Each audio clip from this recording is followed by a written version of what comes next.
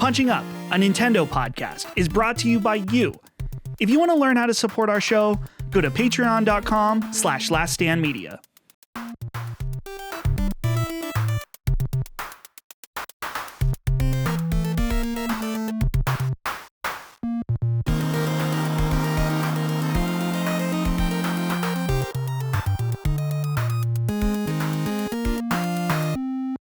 Hello, everybody. Welcome to Punching Up, your bi-weekly Nintendo podcast from Last Stand Media. I'm your host, Dustin. Here with me, the full lineup, the crew. Gene, let's start out with you today because I really like your shirt in particular. You're rocking our boy, the man, Kirby, who I just got. I got Kirby's Dream Land 2 with our boy Rick on Game Boy the other day. Oh, yeah? So anyway, Gene, how are you on this fine Monday morning? Yeah, Rising Star Rick. Rising star, dude. He's like 25 years. He's been waiting for this moment, however long. It's because of the show. I think I got this shirt from the official Nintendo store in New York, which much of my Nintendo gear is from there, anyways. Because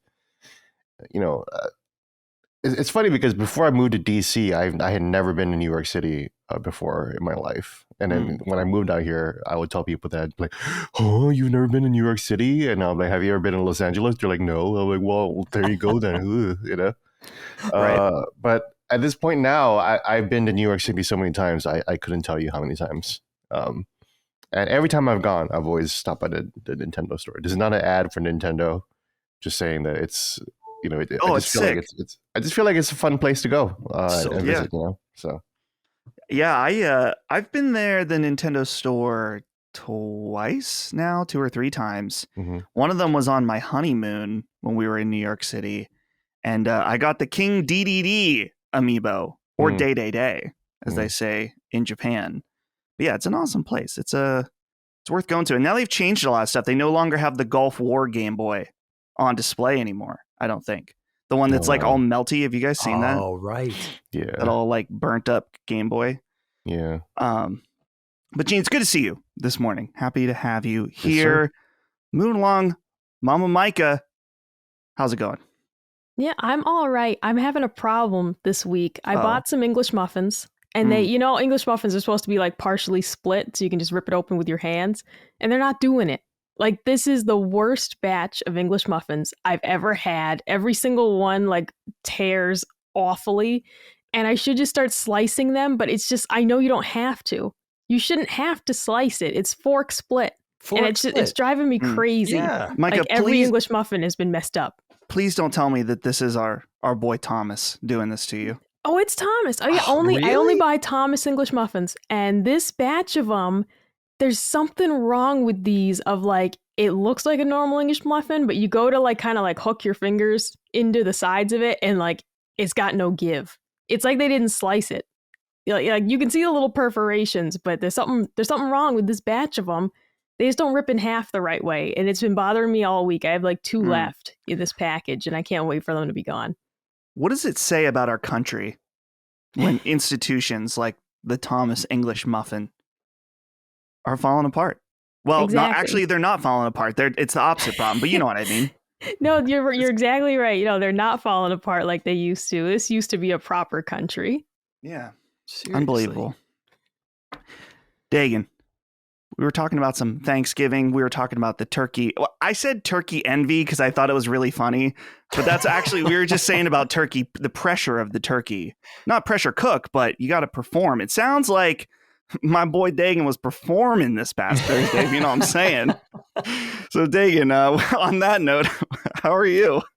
Yeah, I mean, I was just telling Dust, like, we entertained for the first time in a few years. Usually, we like to go down to Virginia to be with the clan down there, but we had to, we kind of feel some pressure to entertain out here too, especially because Helene's parents are getting older and stuff. So we kind of take charge and just, take the onus off them. So we had like 15 people. So we had like the 23, 24 pound bird. And it's not that big of a deal because I make roast chicken a lot. So if you're just scaling up the roast chicken, right, you just kind of got to go low and slow so you don't dry out the turkey. Right. So, But I was saying it's kind of It's not like everybody expects the turkey to be great, but nobody's looking forward to the turkey. Everybody's looking forward to the side dishes, but the turkey's got to be there. So, and it's got to be good, even though no one really cares. So I like turkey. Everyone you always do? says that no one Yes. cares about a turkey, but I love turkey. You Yeah, do? turkey's All right, so fantastic. Yeah. I like turkey too. And you know what? It's a treat for a lot of us because we don't, at least my family, like we make it once a year. That's it. We don't have turkey. So it's kind of like something to look forward to. You know, it's like it's like a change because it's like chicken every day or whatever we're making on the grill. We never do turkey except on that one day on Thanksgiving. But yeah, so I always put this pressure on myself to do it. And we also recorded an episode of Knockback that morning, which Helene was just like, "What are you doing?" So I literally put the turkey in the oven and then recorded the episode with Colin for a couple hours and then checked on the turkey. So there it went fine. Needless to say, it went fine. But this morning I needed some food for my coffee, right? I needed breakfast, speaking about Thomas's. So Breakfast of Champions, I turned to the takeout, leftover truffle fries in the fridge. Cold. I didn't heat them up. But I'm eating them and I'm looking at them in the little takeout tray and I'm like, this is a bad podcasting move. You know, it had the little green flecks of seasoning on it. I'm like, these are going to be all in my teeth. It was like eating an everything bagel or something. Yeah. You got there's do's and don'ts for podcasting. Eating truffle fries right before podcasting, that's a don't. You know, there's a valuable lesson I learned once. I think I was in like 10th grade. This is a disgusting story to start the podcast with. I ate some leftover crazy bread for breakfast once. Ooh, good stuff. Which was absolutely delicious, no problem. But like my breath and like if I like burped at all, it was just like spewing garlic out. And I just all day long, I was like, man, this crazy bread is coming back to me like constantly. This crazy bread is really crazy. This crazy bread's doing something crazy to me. Yeah, it was no wonder why You know they call what? it crazy bread. Jeez. You remind me though, as a kid, like we would have corned beef and cabbage very often, like not just St. Patrick's Day. We just liked it a lot. And I, as a kid, though, would always have the leftover cabbage for breakfast. So you can just imagine like the smell of microwaved cabbage through our house. Oh, no. And then just like me going to school, just smelling like cabbage. I didn't care because it was so delicious. But Really I'm with is you, good. Dustin, on a weird leftover for breakfast. Yeah. You got to be careful with that. But yeah, Dagan, the thing about for the turkey at the Furman house, I've been making it for probably 5 years now. And it's, Oh, wow. It's becoming an all-encompassing family thing where my grandparents, Holly's parents, my parents, so there's like multiple facets of our family all coming together for this meal, which is great. A few years, do you guys remember how maybe almost 10 years ago now, there was the whole bacon fad where it's like everyone was obsessed with bacon for some reason? Yeah. I was somewhat on that train, but not crazy. I wasn't wearing like a t-shirt or anything, but Holly's mom got like wind of this and bought me a bunch of bacon gifts. And for about 5 years after that, it was like, oh, Dustin's thing is bacon. I was like, I don't know how this happened. Anyway, the way I make my turkey is like Gordon Ramsay's method, which is like you put butter under the skin, which sounds just totally over the top, but it's because the turkey's so lean, you got to put stuff on it to make it not dry out. Sure. But that you put bacon on the top when you cook it. And so the fat from the bacon keeps it moist. It's a great idea. But I've mostly escaped the bacon thing, but every Thanksgiving, it's like, oh, Dustin likes bacon so much, he's putting it on the turkey, And I'm like, no, I mean, I like it. Don't get me wrong. I like eating the bacon off the turkey after, but it's like, no, let's I don't know if I don't want that to be my thing in the family, the bacon guy. Anymore. Yeah, I understand that. Does it overpower? Does the sometimes bacon, I can't even do it on a cheeseburger because bacon's delicious, but it overpowers everything. You know what I mean? Yeah, I don't taste it on the meat at all. Okay. But it's just to preserve that juice. Now, everybody, maybe this is just new to me, but everybody's doing a thing where you cook the turkey upside down now.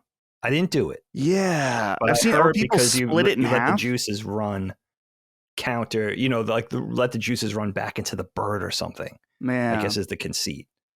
But no, I didn't do it, but I don't know. It's there's a lot of different methods out there. Mike, I'm surprised you didn't smoke one.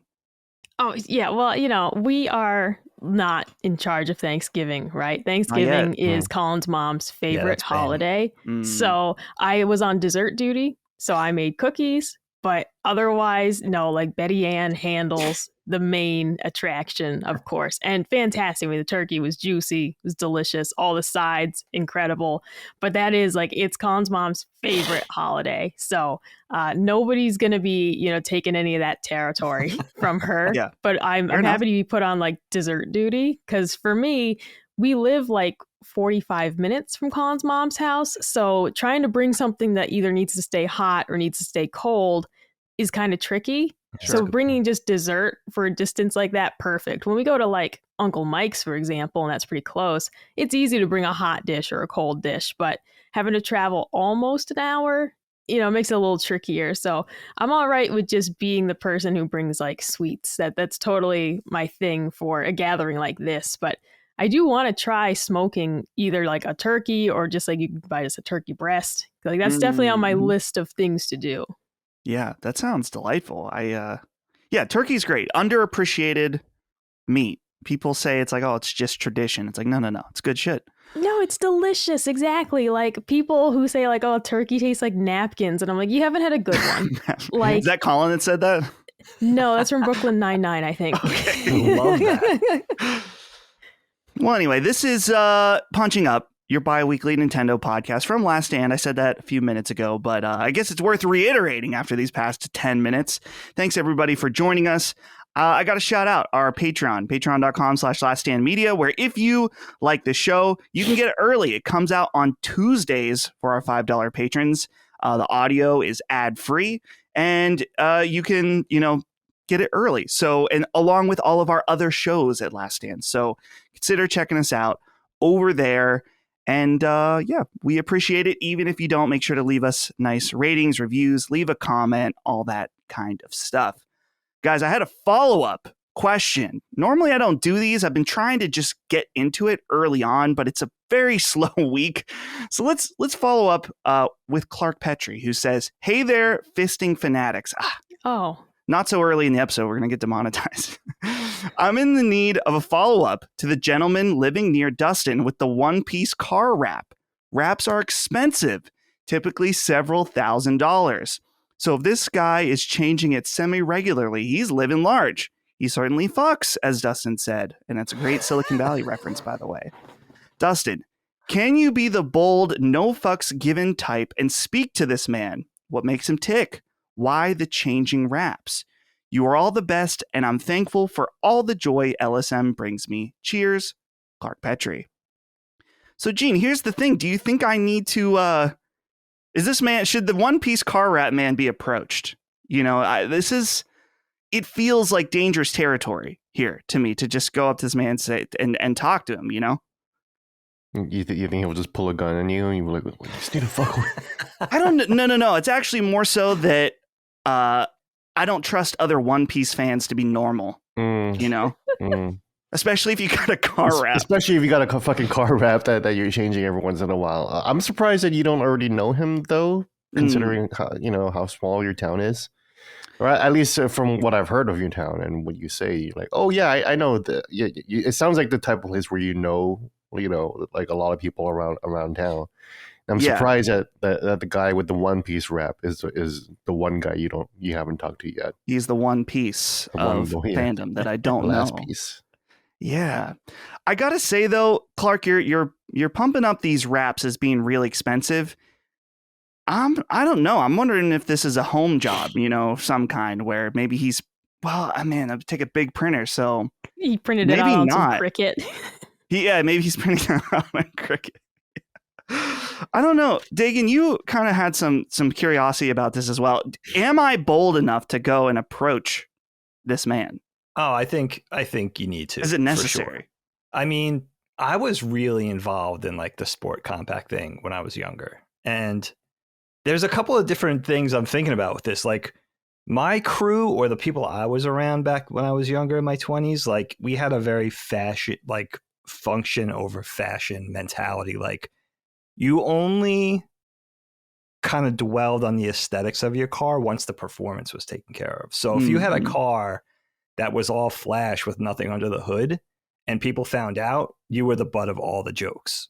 So there was no graphics or ground effects until you did a proper job with your car suspension and whatever you could do under the engine or staging out your transmission and all of that sort of thing. But I have to admit to one thing. I had a car. God, I guess I was like later in my 20s. I had a nice car. It was a nice car. It was like a anniversary edition GTI, Volkswagen GTI. It was black. And it was a nice car. It already, like, right from the dealership, it was a nice performance car. And it was the first car I owned. Might have been the first brand new car I owned where I was like, I don't want to jeopardize the warranty by doing too much here. Right. So I had like an intercooler, but I didn't have a lot of things. But I was seriously flirting with getting Samurai Jack graphics put onto it. Whoa. And they had, I had a guy, he was a little further away from here, like on the other side of Philly, but he quoted me at like, even then it was like $4,500. I'm not sure if it was going to be vinyl wrap or if it was going to be painted. And it was like for minimal graphics, like maybe one thing on each door and something smaller on the hood, that type of deal. But even a Samurai like, Jack fan? Oh my God, I was obsessed. I was absolutely obsessed with Samurai Jack at that. Like, this was probably, I don't know, early aughts, maybe it was 2003 at the latest, something like that. But yeah, but I remember that being the big thing. Like, you didn't do the cosmetic things to your car until, you weren't going to roll up in like some hoopty that would just had all the cheap, Pep Boys perform, like flash things on it without like having some serious thing. So I'm really curious about this guy, like the type of car. I'm curious about like if it's a newer car, if it's an older car, if he has those type of things, because there is something kind of fun about, you see that one odd dude driving around town who he's got like the cheap paint job. He's got like the like box store cosmetic things done to his car. But it would be kind of interesting if this guy just had like all of that, but like an $8,000 wrap, Yeah. And there's also maybe a thing where you could like accessorize the wrap. Like, I'm not sure how deep you could layer whatever materials they're using, whether it's vinyl or something else, but if you could give like your little car character different accessories every so often and stuff with just adding to the wrap, I'm not sure how that works. Yeah, I'm seeing. You gotta talk to him if you see him. I'm interested. Yeah, I'm gonna have to do some investigation. At least do a drive-by or two. Not a violent one, but just check out, because I'm seeing now, like on eBay, you can get a car wrap, like a hood wrap, for $150, which then you got to self-apply. So I'm thinking that might be something that's hard work. That could be. Now, one last question. I don't want to belabor this point too long, but Mike, I was thinking about, is it time for a Dragon Ball Z car wrap on the Fit? Would you ever consider this? Oh, I mean, absolutely, right? Dude, imagine you driving Colin around with the Dragon Ball Z car wrap.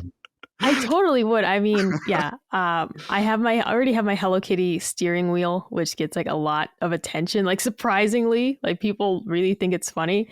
But I used to have a Captain America air freshener hanging in my car, like it was the shield, and people would also notice that. Like, and it was just the funniest thing of like, I mean, Marvel is so common these days, but I'd be like at the drive-thru and people would be like, "Oh, Captain America," and like. It always got me how excited people would get for me to have a little Shield air freshener in my car. And I had it in there for literally 5 years. Like, it stopped smelling years ago. I just refused to get rid of it. But I finally had to. Like, the sun faded it and everything. So, like, my car is a place for my various fandoms. If I had, like, unlimited money, I would be the guy who has like a not so great car, but it's like tricked out. We've got like Majin Buu spinning hubcaps and whatnot like that. No, of all the things that I would do, like, hell yeah, that'd be awesome. I named my car the Yellow Flash of the Leaf, which is, Minato Sensei from Naruto. That is what I named my car. So like when I'm like zooming down the highway, I'm like, I'm the Yellow Flash of the Leaf. And Colin doesn't like that one bit, but he has to put up with it. Yeah, the car naming thing, I've named my car, but it was basically when we got it, we named it. We've never thought about it. We never referred to the car because the car is very blue. It's Japanese. So the car's name is Sora. It's sky blue. It's got to be Sora. The car's, that's it. but we've never been like, hey, you taking Sora out for a ride or something like that. You know, it's just if someone asks, it's like, oh, that's the car's name. But we should probably talk about video games at some point in this show. We've got one real big, exciting game that I know I've been playing a lot, and that's Super Mario RPG. The remake is out now, and I know has everyone here played it? I just want to make sure. I should have asked you before we recorded to some degree. I got to play a little bit. Okay, good. And I know Gene's been playing it since he's been playing it before we were playing it. You son of a bitch. So yeah, Super Mario RPG. This one has been really exciting for me just because I've checked out the original probably 2 or 3 different times just to play it a little bit of the beginning. I remember the first time was when the Super Nintendo Classic came out, and I was so intrigued by it, but it just didn't hit at the right point where I was dedicating myself to playing all of it. And so, especially on that console, I mean, in that format too, you know.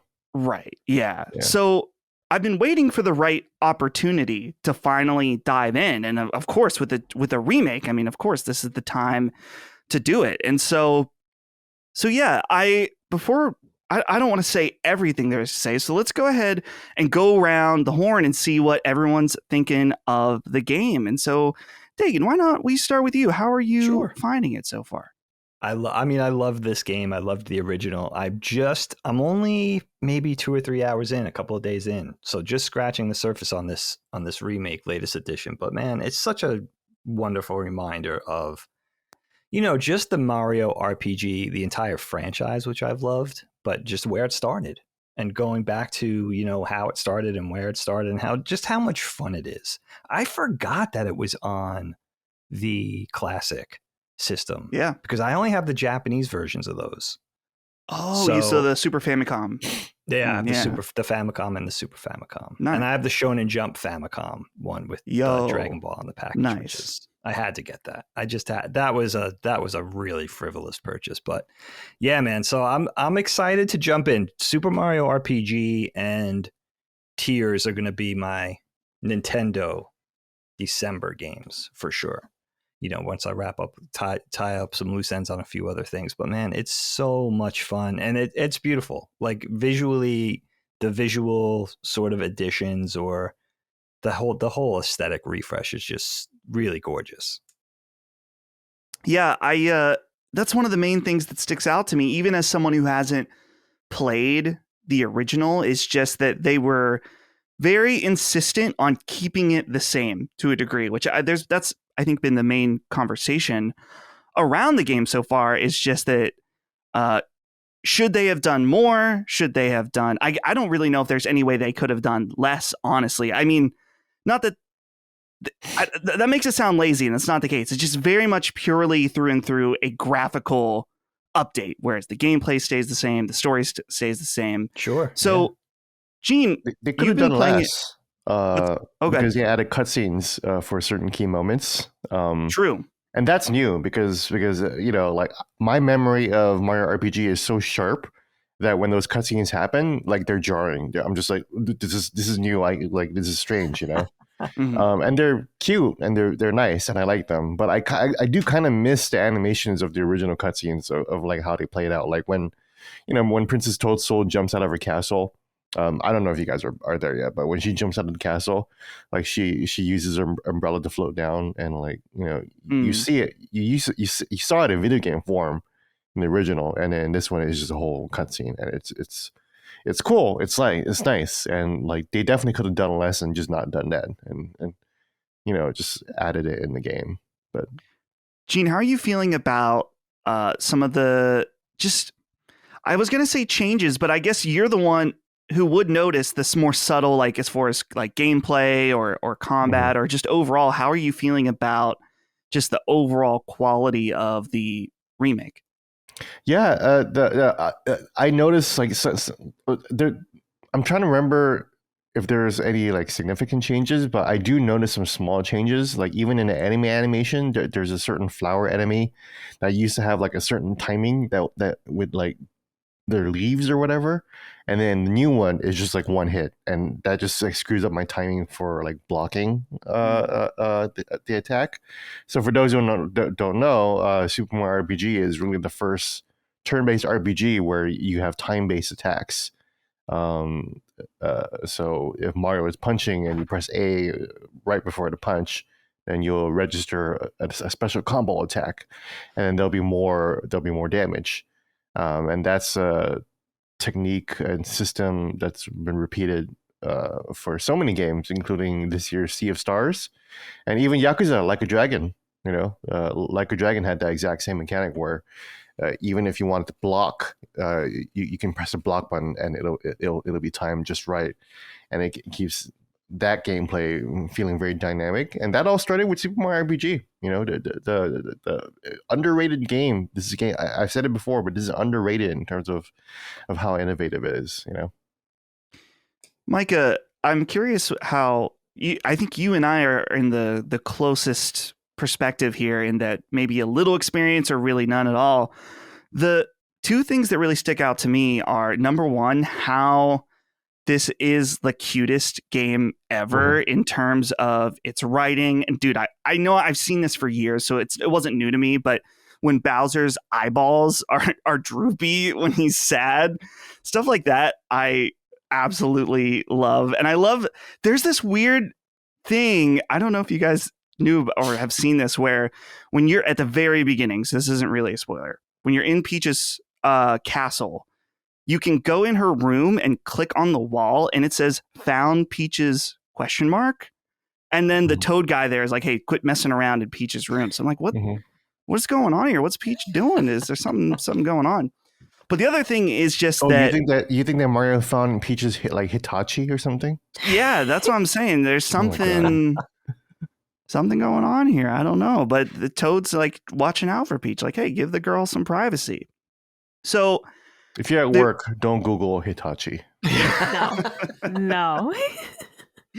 So it's out, first of all, how cute it is, and then second, it's a really easy RPG. It kind of reminds me of Sea of Stars in that it's just not too in depth, but I'm okay with that.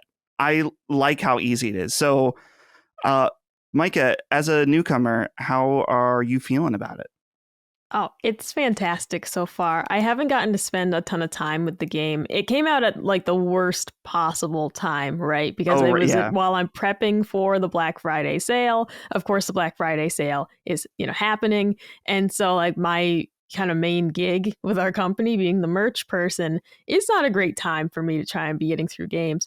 But the time that I've spent with it so far, the writing is my favorite thing because it's like in the first like 15 minutes that I played, all of that was better written than the entirety of Fire Emblem Engage. Like it just, this game it had me laughing. Yeah. And I just was like, this is incredible. Like the moments, it's like right in the beginning when Bowser like falls off the chandelier and he's like, "You coming, Mario?" Like it's just things like that. Like it genuinely made me laugh. This game is adorable. Yeah, graphics wise, like it's just so cute and colorful and fun.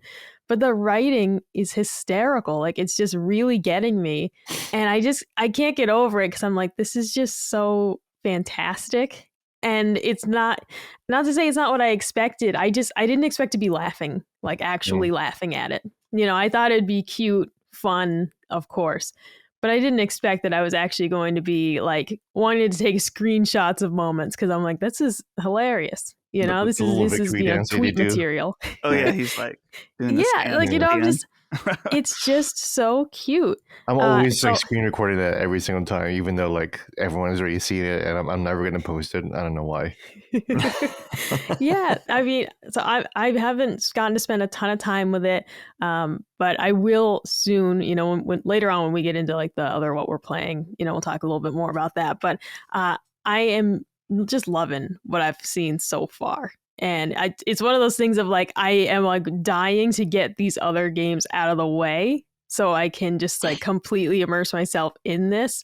It's one of those things of like, I played it a bit because I wanted to make sure I had seen it before the show today. And now I'm like, forget the other things I was playing. I don't even want to touch those. Like, I just want to get right into this. And I mean, I'm hooked. And it's a Mario Immediately. game that you can play because you're not a fan of the Mario 2D games, right? Right. Yeah, because I'm bad at them. Yeah, Wonder was kicking my ass. I can't. Yeah. It's just not good. It's not a Well, good scene this for is a me. But perfect this Mario is game for you doable. because this is a perfect Mario game for you because this like you like the personality, right? Like this is the game where like a lot of the personality of the Mario characters like began. Like the we watched the Mario movie, right? And how No. Bowser was in love with Peach. Oh, you didn't watch it? You gotta No, watch it. I didn't. I didn't Oh, want okay. to. Well, there's you know about how Bowser is in love with Peach and Bowser wanted to marry Peach and everything like that, right? Yes. A lot of that started with like his crush on Peach. Kind of started like he's always kidnapping her, but the crush on her kind of started here in Mario RPG too. Yeah. Well, and that's what's so interesting about this re-release or this remake to me is that we have a lot of Mario RPGs that exist, particularly either in the Paper Mario series, which is kind of one direction it went in. And then on the other side, the handheld side, we got the Mario and Luigi series, which are also, at least that first one, Superstar Saga, Love that was game. excellent.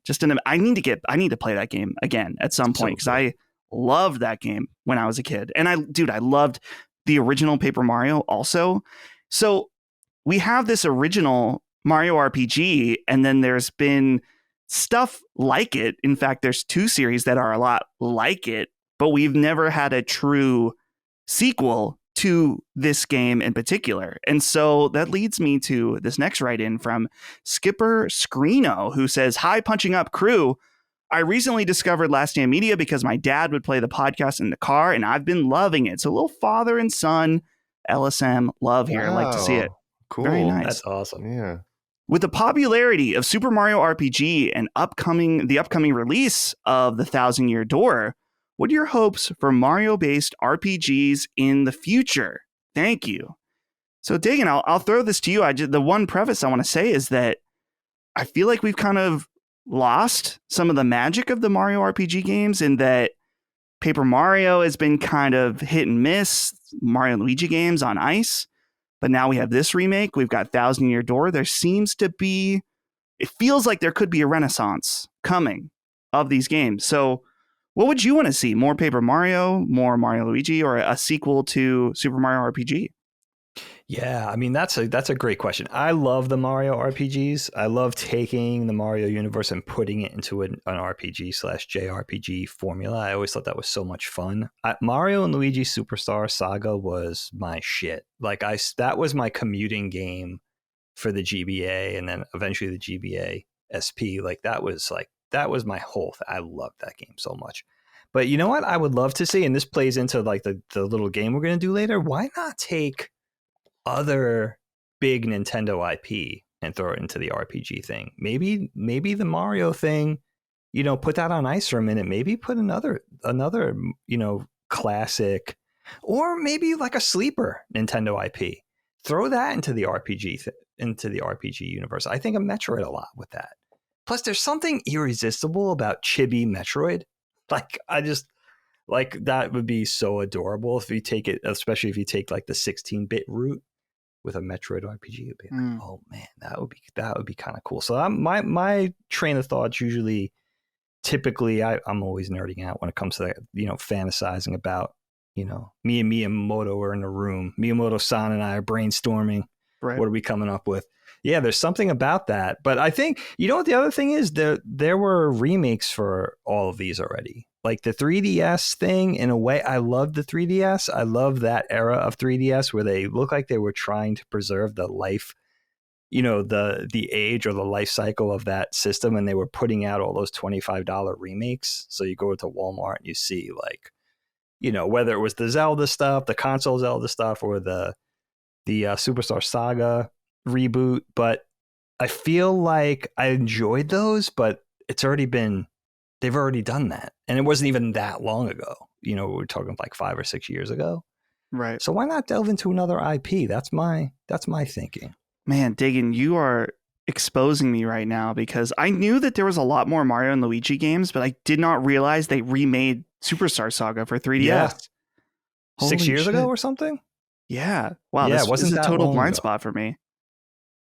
That's awesome. I might need to check out the 3DS version. But so you said that you weren't as into that remake though. No, I was. By the time my kids were delving into, initially they had the brick 2DS, and then I got bold and I was like, they're going to break the 3DS. Then eventually maybe I got them 2DS XLs, which were beautiful. I love that console. But I was already tuned out. So I was just getting the stuff for them at that point. But I think the 2017 remake of Superstar Saga is beautiful. Like they did really cool stuff. It was already adorable, and I love the isometric thing, and a lot of people complained about that and being able to tell where you're maneuvering and jumping, and I guess the quote unquote platforming aspects, but they did really cool graphical rehaul with the lighting and stuff, which is just makes it even better for me. Gene, what would you feel about either a sequel to Mario RPG or there seems to be something going on with Nintendo and Mario plus RPG. I mean, obviously right now I think they want as much Mario as they can while they're riding the movie high right now. So I don't know. Do you think this is going anywhere? I'll go crazy for a Mario RPG 2 sequel. Like if they were like, oh yeah, Paper Mario and Luigi, that was a fun. Let's get back to the real meat of the series of what it means to be a Mario RPG.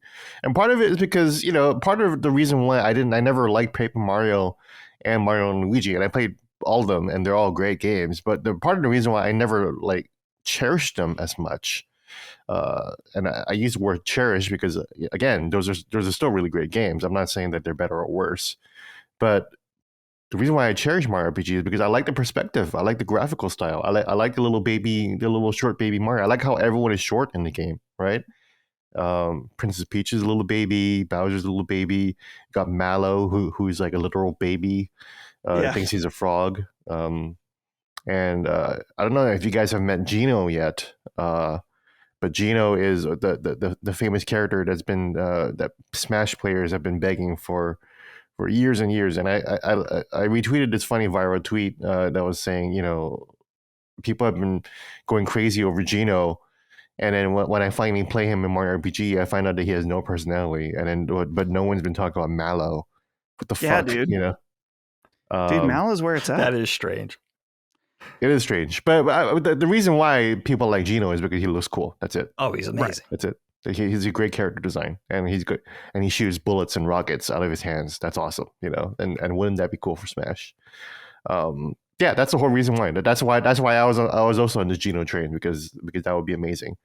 And it's too bad that this didn't come out earlier. But yeah, back to your question, I would love either a Mario RPG 2 or any kind of RPG that follows this isometric style. You look around you, man. Isometric gaming is hotter than ever, right? I love it. And they were already doing interesting little puzzles and jokes with perspective.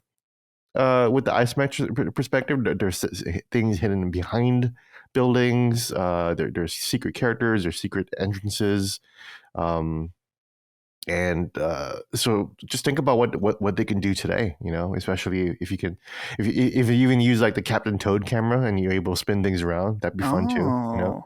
That would be fun. That's interesting. Yeah. But yeah, and it still has very minor platforming aspects, and that's what I liked about Paper Mario. The fact that Paper Mario had 2D aspects of the platforming, but this is just Mario 3D World, Part of the reason why I like Mario 3D World is because it was also isometric and it reminded me of Mario RPG. Part of the reason why I like Mario and Rabbids is because that's also isometric and it reminded me of Mario RPG. So I would just love another Mario RPG that looks like this again, Yeah. Micah, you are loving this game so far, so clearly you must play Paper Mario: The Thousand Year Door when the remake comes out. Has playing this sparked more interest in that game in particular? Oh, definitely. Especially that was another one where when I saw the trailer and it just looks so funny. I'm just all about that because I love RPGs, but so often the tone is quite serious or somber. You know, there will be moments of humor to kind of lighten things up, but so often these types of games it's like the entire world is in peril and my parents are dead. And it's just like, that's the bread and butter of RPGs, and that's fine, man. Like, I love RPGs, but having one that's funny and lighthearted, it's just that's perfect. That really is perfect. And I don't know, is this an update, Gene? I noticed at the beginning that Toad was talking about the auto saves, and he's like, oh, you know, don't worry, the game will save every time you go to a new area, so you won't lose too much. Is that an update to make the game a bit friendlier? Because things like that are what's going to have people more willing to engage with an experience like this. It's a little more old school focused, but you won't lose, you know, so much progress if you don't save. So is that a new thing? Yeah, that whole conversation was completely new. That was so fun to see. And it's like, oh yeah, no, don't worry. It was interesting to see like an old storybook that I played when I was a child come back and be like, oh no, you're 42 years old now. You don't have to worry about saving. It's fine. You know, that's what it felt like the game was saying to me. And it's like, oh no, we got it. Like we've learned a few tricks over the years. We can auto save now. Don't worry. You know. Yeah, because I'm all about that in terms of, you know, being able to play these older games, but with some modern just sensibility, you know, type thing. Modern conveniences is the word I want, because there are games that I have tried in the past, and it's like, what I always say to Colin is, I'm a busy adult, and it's my own fault if I'm not good enough at something. Like, I'm not blaming the game for it, but it's like, if I lose an hour's worth of progress, it's just not a game I have time for. Like, I need to be able to save like every 30 minutes about, you know, it's just one of those things of like, I don't have the time for that type of experience anymore. And a game that kind of like respects your time and says like, it just doesn't have to be so brutal. I'm all about that. So yeah, these kind of updated versions of these games, now this is the way I'm going to play it, because this is a game I was always interested in. I watched gameplay videos of it in the past. Like, I wanted to play it, but it wasn't something I was actually willing to go do. So yeah, as you said, Dustin, the 1,000-Year Door, like, that's totally something like I want to play already as well. Here's the issue. I mentioned this when it got announced, is that I started playing 1,000-Year Door on GameCube. And you did, yeah. Then they announced that remake, and so I'm just going to stop. Which, in theory, what I could do is finish it on GameCube and then play it again. I don't really want to do that, though. I don't want to play these. It's not the type of game to play 4 months apart. Like, it's not a game you want to replay that quickly. So I'm just... Man, I spent $110 on that copy of Paper Mario. I should try to maybe, I don't know. Part of me wants to keep it, and part of me is like, oh, I could trade it in or sell it and buy a different game. But I'll probably just keep it because I'm a moron, and I'd like to just keep it on my shelf forever. So it's only going to go up, right? Look at it that way. It will. Yeah, that's true. You'll be on Antiques Roadshow in 20 years. Yeah. And they'll be like, we got our video game expert with us, and they're gonna go over it, like, and it'll be worth, you know, like $5,000. $5,000, yeah, for Paper Mario. That's, man, we can only hope, because if that's $5,000, then man, I'm gonna be a millionaire with me and Dagan both. We'll be rich. I mean, it is really, dude. I will. On a serious note, there's an app I use called Game Eye that I have all my collection logged in. And it will tell you an estimated value of what you have. And I check every once in a while. That number pretty much only goes up. Yeah. I have no interest in selling, though, pretty much ever. I know that what's going to happen is that I'm going to die, and then my kids are like, what do we do with this shit? And then they'll bulk sell it to some moron who sells it all on eBay. That's fine. If that's the way it goes, I want to enjoy it for the rest of my life, at least.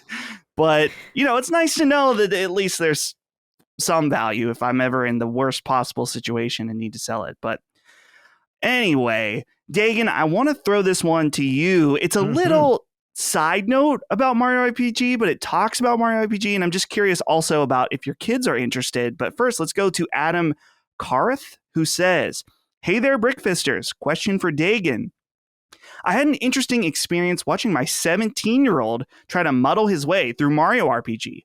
Old school conventions that we take for granted, such as grinding to level and heading to a weapon shop when you first enter a new town has gone completely over his head. Have you had to explain game mechanics to your kids at any point, or do you just let them flounder for your own wicked entertainment? Thanks for all you do. Adam, I gotta say, I think some of this, your kid, a lot of this is kind of normal stuff. But anyway, I don't want to insult him. This question's for Dagan. Dagan, have you ever had to explain some stuff that you just felt like was instinctual for gaming, or at least, it's been around for you for so long, and then you give it to a kid and they're like, what is this? Yeah. And sort of my love for nostalgia and, nostalgia goggles in general definitely plays a part. But I find just with being a dad that if you show the kids, both of my kids was the same thing. If I show them something that I loved or still love and they just feel like it's dated, they just don't they don't mesh with it. They know right away and they're like, what is this ancient thing? It's like us watching black and white television or something. It's just they automatically, instinctively just respond to it that way. My son, the thing with RPGs is I have flirted with introducing it to my kids. My daughter in general, very early on, was just like, she didn't have time for video games. And I don't know whether to be disappointed in her or be proud of her for that, but she's always been the same way. It's like, whatever, like maybe she flirted with a couple of things like Splatoon, but for the most part, it wasn't for her. My son, much like his uncle, with the retro games, responded to Mega Man in the 8-bit world and on the SNES, Mega Man X. Like that was always his shit. But he, much to Colin's disappointment, never got into Castlevania. We showed him every, generation of Castlevania from 8-bit all the way up through Symphony of the Night. He was like, I don't like this. What is this shit type of thing? And with JRPGs, I realized for myself very early on with that genre of video games that played really into my own personal OCD. Like my compulsive behaviors, my propensity to just be, obsessive compulsive about things. And that was the one area in my life where it was okay and actually kind of a benefit to be OCD. And I was hesitant with introducing it to my kids because I didn't want them to go through that kind of therapy. It was like, that was always for me. It was like the whole model of going into a town, grinding, maxing out your gold, methodically and kind of systematically, like making, do I have the best sword? Do I have the best armor? Do I have all the updated spells? I don't? Okay, I got to go back and grind to get everything before I leave here. Then go on to the next dungeon, battle. Oh, did you explore over here? You didn't? Well, you got to check that off the list. Like that's classic that kind of fantasy. completion. It's just like, it's a madness, right? Like it speaks to everything in my life. But for JRPGs, you're supposed to have that madness, so it was okay. I felt really, honestly, it sounds funny, but I felt like I didn't want to thrust that upon my kids. And I kind of didn't want to find out if I passed on the OCD to them. I think the furthest or the deepest that my son ever got into quote unquote RPG was Zelda. Like that was the furthest. And old school Zelda wasn't for him. He loved Breath of the Wild and still hasn't really played Tears yet. So I don't know what's going. He's 13. He's in Fortnite mode. Like nothing else matters at this point. But so Zelda's the furthest he delved into adventure, really more so than RPG in that case. But yeah, for me, that was always a thing. Like, do I want to OCD my kids at, like, I don't want to do that to these poor kids. You know what I mean? Like for me, it's enjoyable, but it was always this sensation of there's something about JRPGs that always made me, it spoke to my nature, but it kind of made me panicky in a way, if that makes sense. I didn't want to do that to them. I want to leave you guys as we wrap up this Super Mario RPG discussion. I want to shout out to, this was written up on IGN by Ryan Leston, but really the interview comes from MinMax, where they talk to the game director of the original Super Mario RPG, and that's Chihiro Fujioka. And they talked to him about the game, which I really got to go and listen to this whole interview. It sounds awesome. Wow. But they asked him if he wants to return to Super Mario RPG as his final game. And this is the quote. He said, "So in my career, I've been involved in a lot of games. And, I would really like my final one to be another Mario RPG game, if possible," he said. "I think Mario and Luigi is cool, but I'd like to go back and create a Mario RPG where you're only controlling Mario. And they asked if he had any story ideas, and he said, this is a secret. So there's a lot of more interesting details that go in, but it's nice to see that the creator of this game still holds reverence to it, and still he's got one more in him. He wants to do another one. And so who knows? Will Nintendo go for it, take him up on the offer? We don't know. But I just think that's cool to see that he's like, yeah, I want to return to that. And he wants it to be a swan song too. That's, you know what? I mean, we always see these kind of remakes as foreshadowing of maybe a sequel or something to come, especially with Nintendo. It seems like a strategic thing that they do. But let me ask you guys this. We kind of, I think most of us, right, suspect that Super Switch will launch with a Mario title this time, right? Yeah. So could it be a Mario RPG title, or is that not mainstream enough? It's tough. I imagine that even with this Mario RPG remake, that there will be thousands of kids that get it because it's a Mario game, and then they start playing it and they're like, oh, this isn't what I thought it was. I always think about my cousin who was so into Halo, and he asked my parents, well, he was asking for Christmas, like, I want Halo Wars. And the moment he started playing, he was like, what? This isn't Halo. This isn't what is this? This isn't Halo. So I could see there being some, even though there are, tons of RPG fans, I could see there being maybe a little market resistance. I mean, look at something like Final Fantasy now isn't even turn-based anymore. They're right. So it's an awesome point, dude. Like, it could be strategic as, using Mario as a gateway to RPG. And that's going to happen with some people, adults and kids. But it could also backfire, is what you're saying. And they could be like, this isn't my Mario. So then, that could actually hurt the not only the genre, but the whole franchise. That's interesting. Never thought of that. Yeah. I don't know. The whole point of Mario RPG was to be a gateway to RPGs back then. And it happened back then, and it didn't, and Mario got bigger than ever. That's true. And again, Mario RPG is the start of a lot of the philosophy behind Mario spin-offs. So Mario RPG is already on paper and in the history books as a success. It did what it needed to do. It expanded the Mario universe in meaningful ways that hasn't been the same since. Right. Yeah, you make a good point about that. The history has already been made. If people miss that today, they've already missed the boat on the history. That's it. Yeah, that's true. Yeah. I mean, you're right. Because of the genre, it did do a lot for the franchise, and just in a character building capacity, you have to flesh out the characters, just because JRPG is story and character based. It's not a platformer where you could be sort of, you could be more elusive with the personalities. It's not the point. Yeah, really. And the original pitch for Squaresoft was that they wanted to give Mario a sword, and then Yoshi was going to be his mount and everything. And then Miyamoto was like, Mario doesn't use swords; he uses hammers. Right. So that's why Miyamoto was keeping Squaresoft in line. It's like, no, you need to keep this a Mario game. So good. And that's how they were able to kind of build the whole story around there. And that's why Mario uses hammers and just is punching. And that's why there's a jump mechanic. So every time he lands on the Koopa shell, you press A, Dude, I was noted. There's the one, so you can equip different attacks. One of them, of course, as you said, Gene, is the hammer. But there's one where he does like this double punch. And I'm like, damn, Mario, I love that. I love when Mario I fucking love when Mario punches, yeah.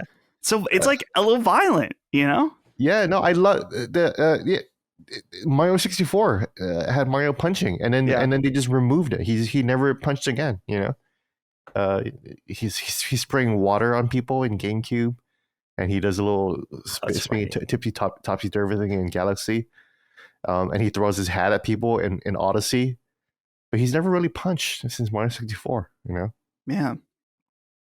So that's it for our and that's Mario the name RPG. of our show, Punching Up. Come on, that's it for the show. We'll see you later. But it's the name of our show, Punching Up. That's right. Yeah, no, it's inherently in Mario's aesthetic to punch things. That's right. So He needs to punch more people right in the face. I would actually not upgrade to like the most powerful weapon because I like the punch so much. Yeah. In Mario RPG. It's hilarious. That even though the lazy shell is actually the most powerful weapon in the game, I don't use it. Yeah. Unless if you're fighting Culex, the secret boss in Mario RPG, which none of you. Dustin, have you found him yet? No, I'm going mostly blind. I knew there was a secret boss, but yeah, not yet. So, but yeah, so that's it for talking about Mario RPG. I'm sure we'll be following up in the weeks to come. And then, so moving over to the news is I looked through a lot of different news, and guess what? Nothing really of note happened in terms of Nintendo stuff. And that makes sense. Around the holidays, all of their products are either released or just released. And so, yeah, not really much going on in terms of Nintendo first party. But that's okay because we still have plenty of other stuff to talk about. I did have one quickie that I wanted to ask you guys about. And that is Jet Force Gemini is coming to Nintendo Switch Online in December. Gotta say, never played this game. I know nothing about Jet Force Gemini. So, Dig, is this one that you're into? Does this tickle your fancy at all? Yeah, no, same. NSO? I'm completely green. Oh, when it totally comes to green. this. Gene? No, nothing. No, this is like the one rare game that I never played. Dang. Okay, and I'm guessing, Micah, you didn't have an N64, so you're not sure about it either, right? No, exactly. This is a game I did I've not heard have an of. N64, Yeah. Right. Yeah, it's one of those games that I don't know if you guys are familiar with Damon Hatfield's show Game Scoop, and they do like Video Game 20 Questions. And the game like always comes up on Video Game 20 Questions. I don't know if it's ever actually been the correct answer, but it's one of those games that I've heard about a lot over the years, but no, I've never actually played it. Yeah, so maybe this is an opportunity for us to go check out Jet Force Gemini on Nintendo Switch Online. But that is, yeah, I actually kind of want to check it out. Yeah, a third-person game. It must be good, right? Third-person shooter from N64 days, you know? Yeah, right. A rare game from that era. It's got to be great. Yeah, a rare game too. Exactly. You would imagine, right? Yeah, they got to add. Is Diddy Kong Racing on NSO? Oh, I don't know. That game. I was thinking about that game just the other day. Like, man, that game rules. I love flying around in the planes in that game. Anyway, RIP, not RIP Rare. RIP Nintendo Rare. They're still out and kicking. They're doing a good job with Sea of Thieves. So let's get into the games we are playing. Micah, let's go to you first. This is a game you just shit-talked somewhat a few minutes ago, but it sounds like you're almost done. Micah, tell us about Fire Emblem Engage. Yes, so I have 3 more chapters to go. I love Fire Emblem games. I'm going to start with that. Like, I'm a Fire Emblem apologist for the most part. But this one, in terms of story, is just the worst one I've played so far. The gameplay is what's keeping me here. Because I'm someone who, you have your gameplay chads and you have your story chads. And the goal, of course, for every game is that they're both going to be good enough to make a good game. And typically I'm the person who's like, yeah, if the story is horrible, but the gameplay is good, I'm the gameplay person of like, I'll slog through a bad story if the gameplay is great. And that's what we have here, in my opinion, is that the gameplay, fantastic. The battles, I'm loving. The abilities and everything, I'm having a blast with that. But I have had zero interest in doing the like side story content because it's just not very good. Like the characters, there's 2 characters I really, really like. And I actually even showed Colin one of them. So I was like, look at this guy's animation. Isn't he so cute? But it's just, I'm not really attached to the cast. Not like I was with 3 Houses, for example, and other Fire Emblem games. And the dialogue, which I've mentioned before, but it's only gotten worse. And like, I'll say this, it's like no spoilers, okay? But there's a line where they're like, you are the Apple Tree King. And they're like, I'm the Apple Tree King. Like they literally say it like immediately after. And it's just bad writing.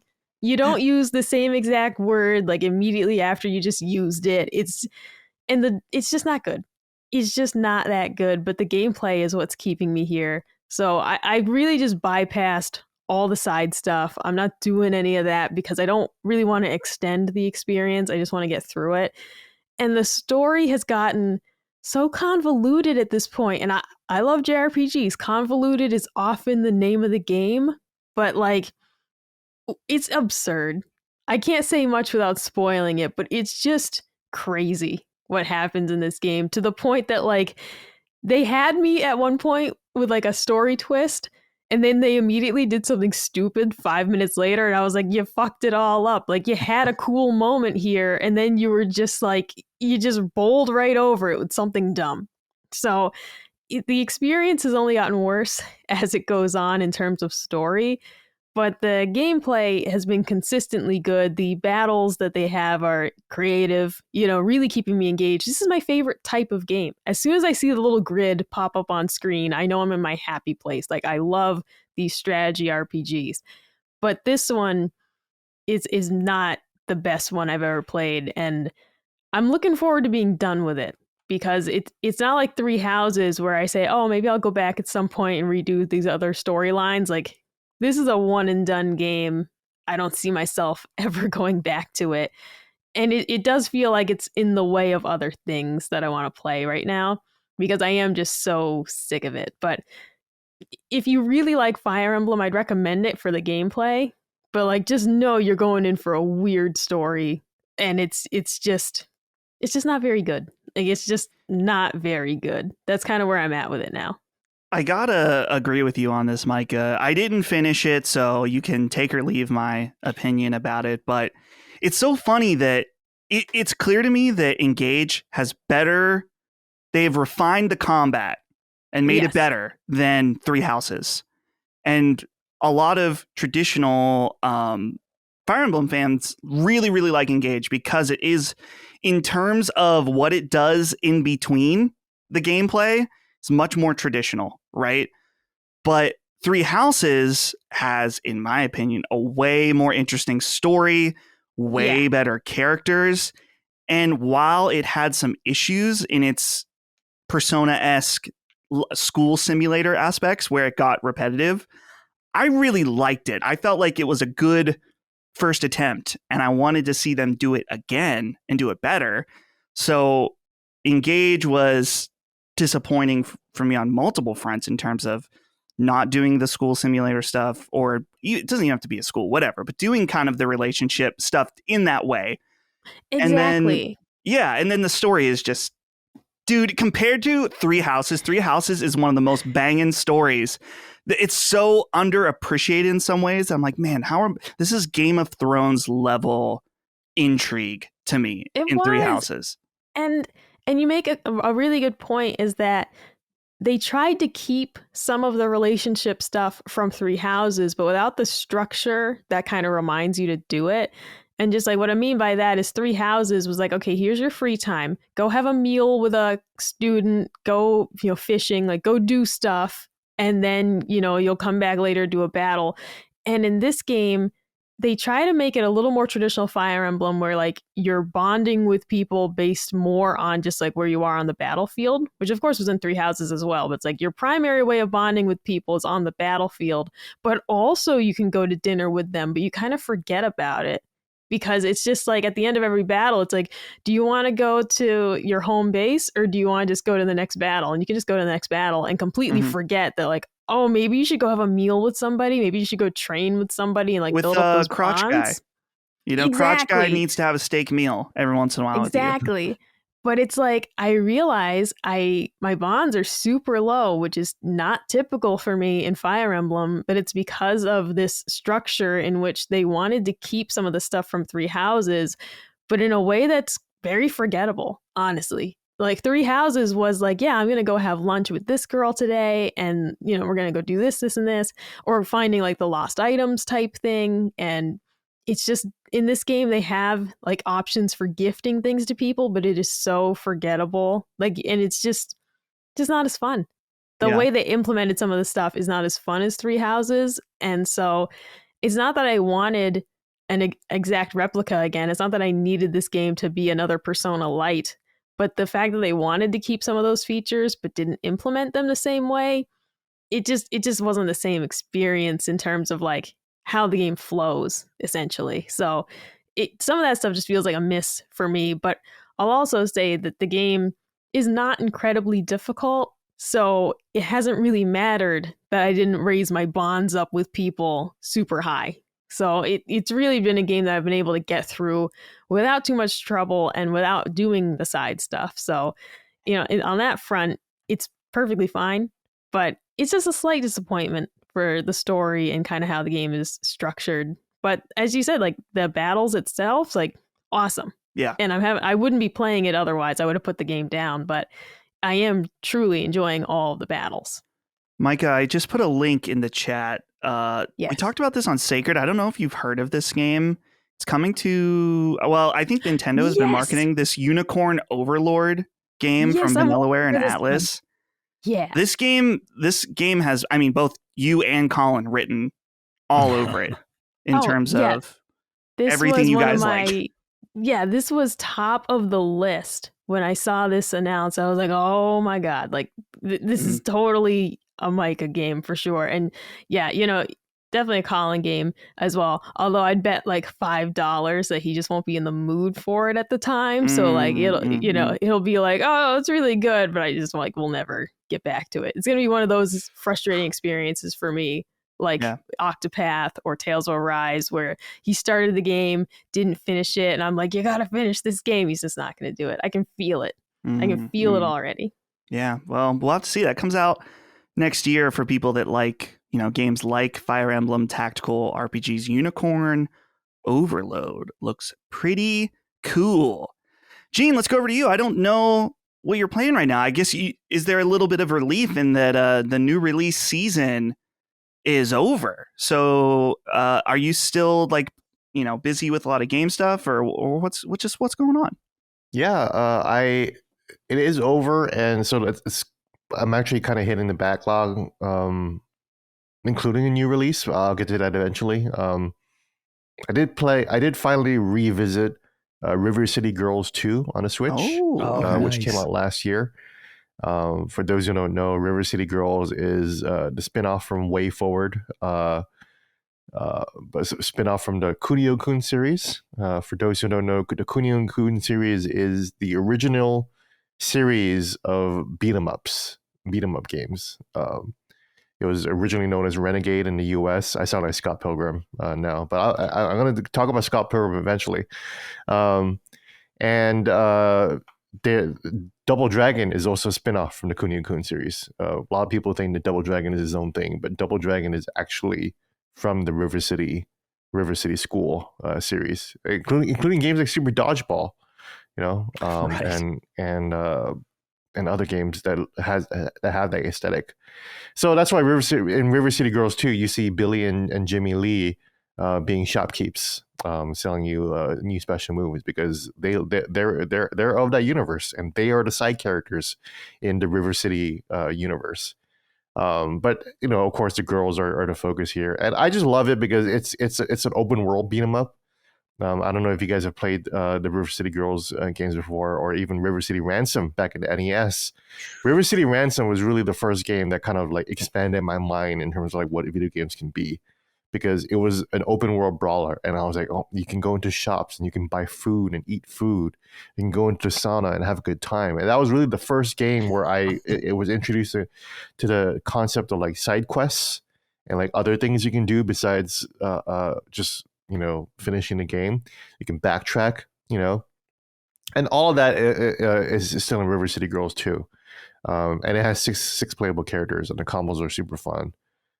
Really overlooked game. The first one got some promotion, but the second one like really just came and went.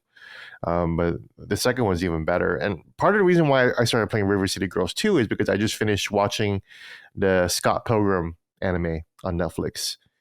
Scott Pilgrim Takes Off. No spoilers, but you definitely need to be at least familiar with the original Scott Pilgrim and at least watch the movie. The show assumes that you at least have the movie as a baseline, and it's very rewarding for people who read the comic growing up. But Scott Pilgrim is heavily influenced by the River City aesthetic.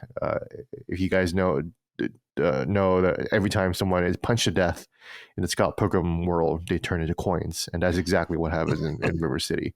and that's where it came from. So I watched the Scott Pilgrim anime, loved it. Dustin, I'm curious if you have seen it or were curious about it, since you're the other lover of anime here. Yeah, I watched the first episode, and so you got twist at least, right? Yeah, I did get to the twist. The issue is that it came out just a little bit before my parents got here for Thanksgiving, and we've just been watching movies and random stuff together. So once they're leaving later today, so once they're gone, that's something I want to get back to.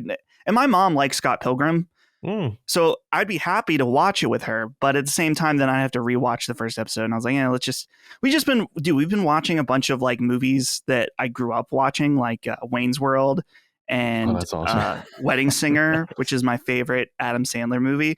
Dude, okay, sorry, total tangent, but some of these movies, rewatching them as a 30-year-old, totally new perspective. Where particularly Wayne's World, I'm like, dude, Wayne, I knew he was a loser, but he is way more of a loser now, watching as an adult, to the point where I have no sympathy for his situation. Even if it's, dude, they're stupid comedy movies. I know I shouldn't read into the character studies. No, but it's true. Just because, like, as a video game example, watching Colin play Spider-Man, and we are constantly yelling at Peter Parker. We're like, get a job, you bum. Like, you have a girlfriend, you have a house. Like, get a fucking job. Like, and we're just like, have responsibilities. It is completely different as an adult who isn't like, you have a job and you're not a bum, and you're like, no, man, like, this isn't cool. Like, get a job. Right. Well, dude, that's like, being an adult is hard, but it's not that hard, Peter Parker. Just get your shit together, dude. Get your shit together. I mean, be an accountant on the side. Like, Jesus, man. There's got to be something that you can do incognito. Work at Starbucks, right? and work at GameStop. Those are jobs that I was going to get, you just got to have money coming in.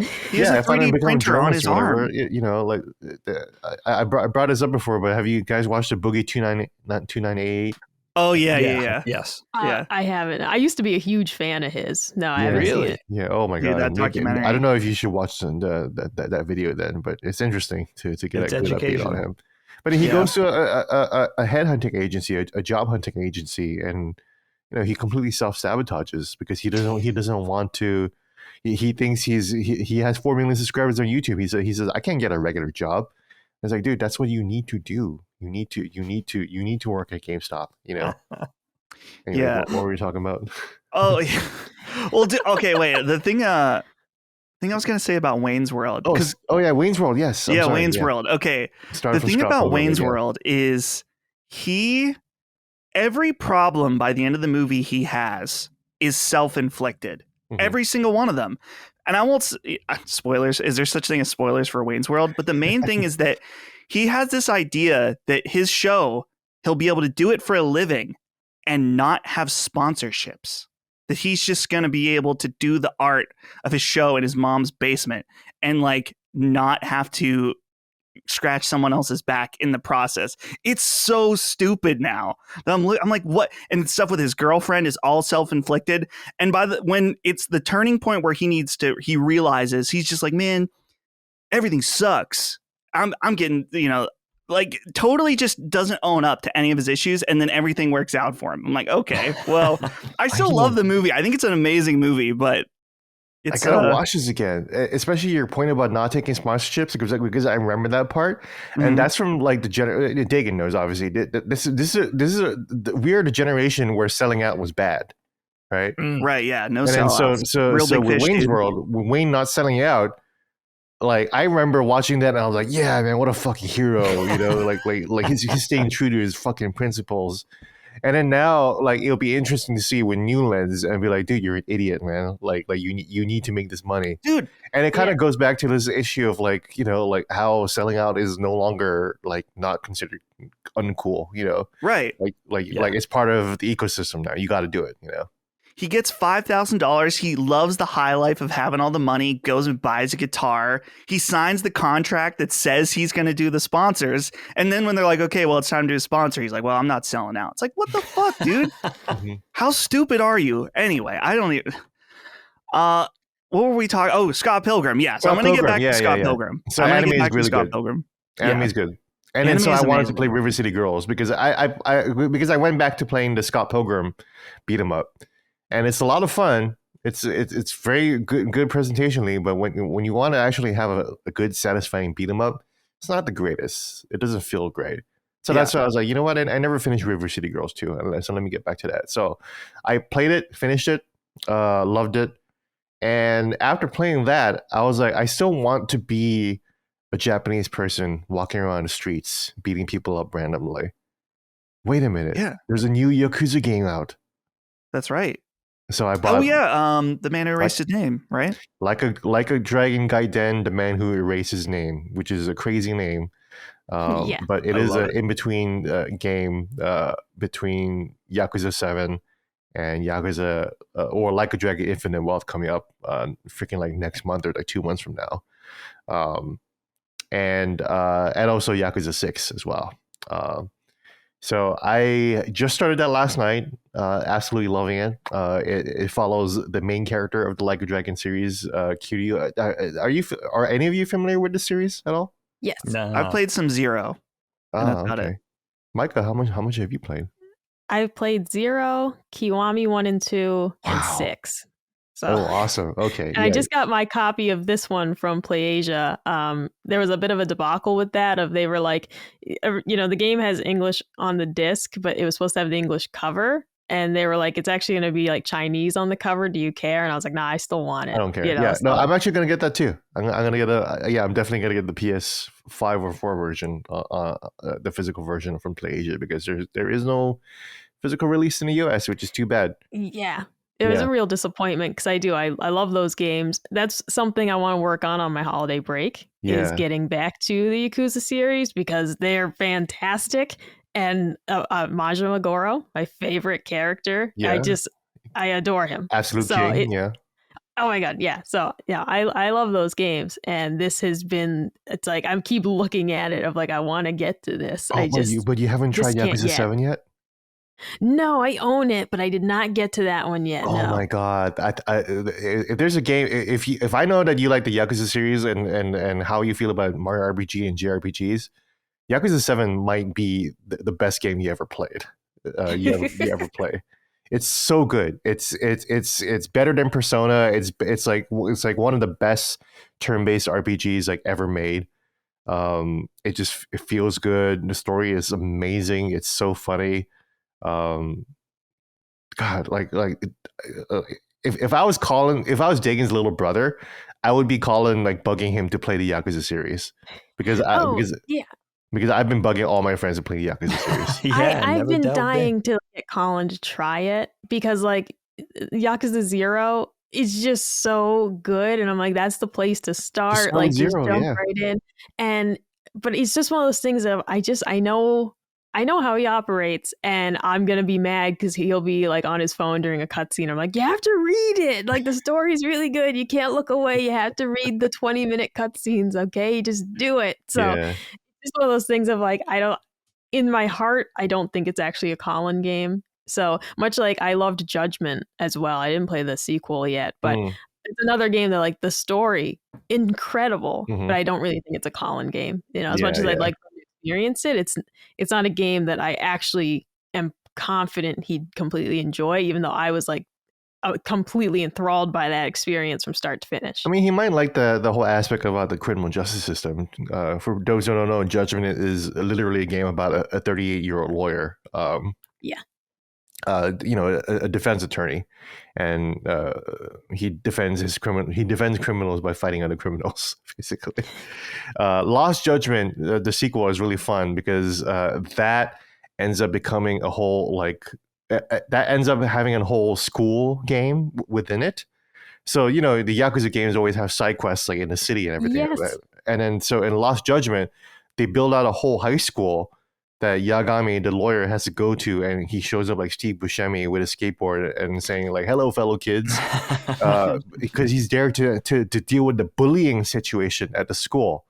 So the game says the only way you can deal with bullies is by beating them to death, throwing them out to windows, smashing their faces into desks and everything like that. But on top of that, there's this whole like series of side quests involved with the school. It basically becomes like a parent teacher organization like simulator where you're helping all of the different school clubs. Anyways, I'm getting off track.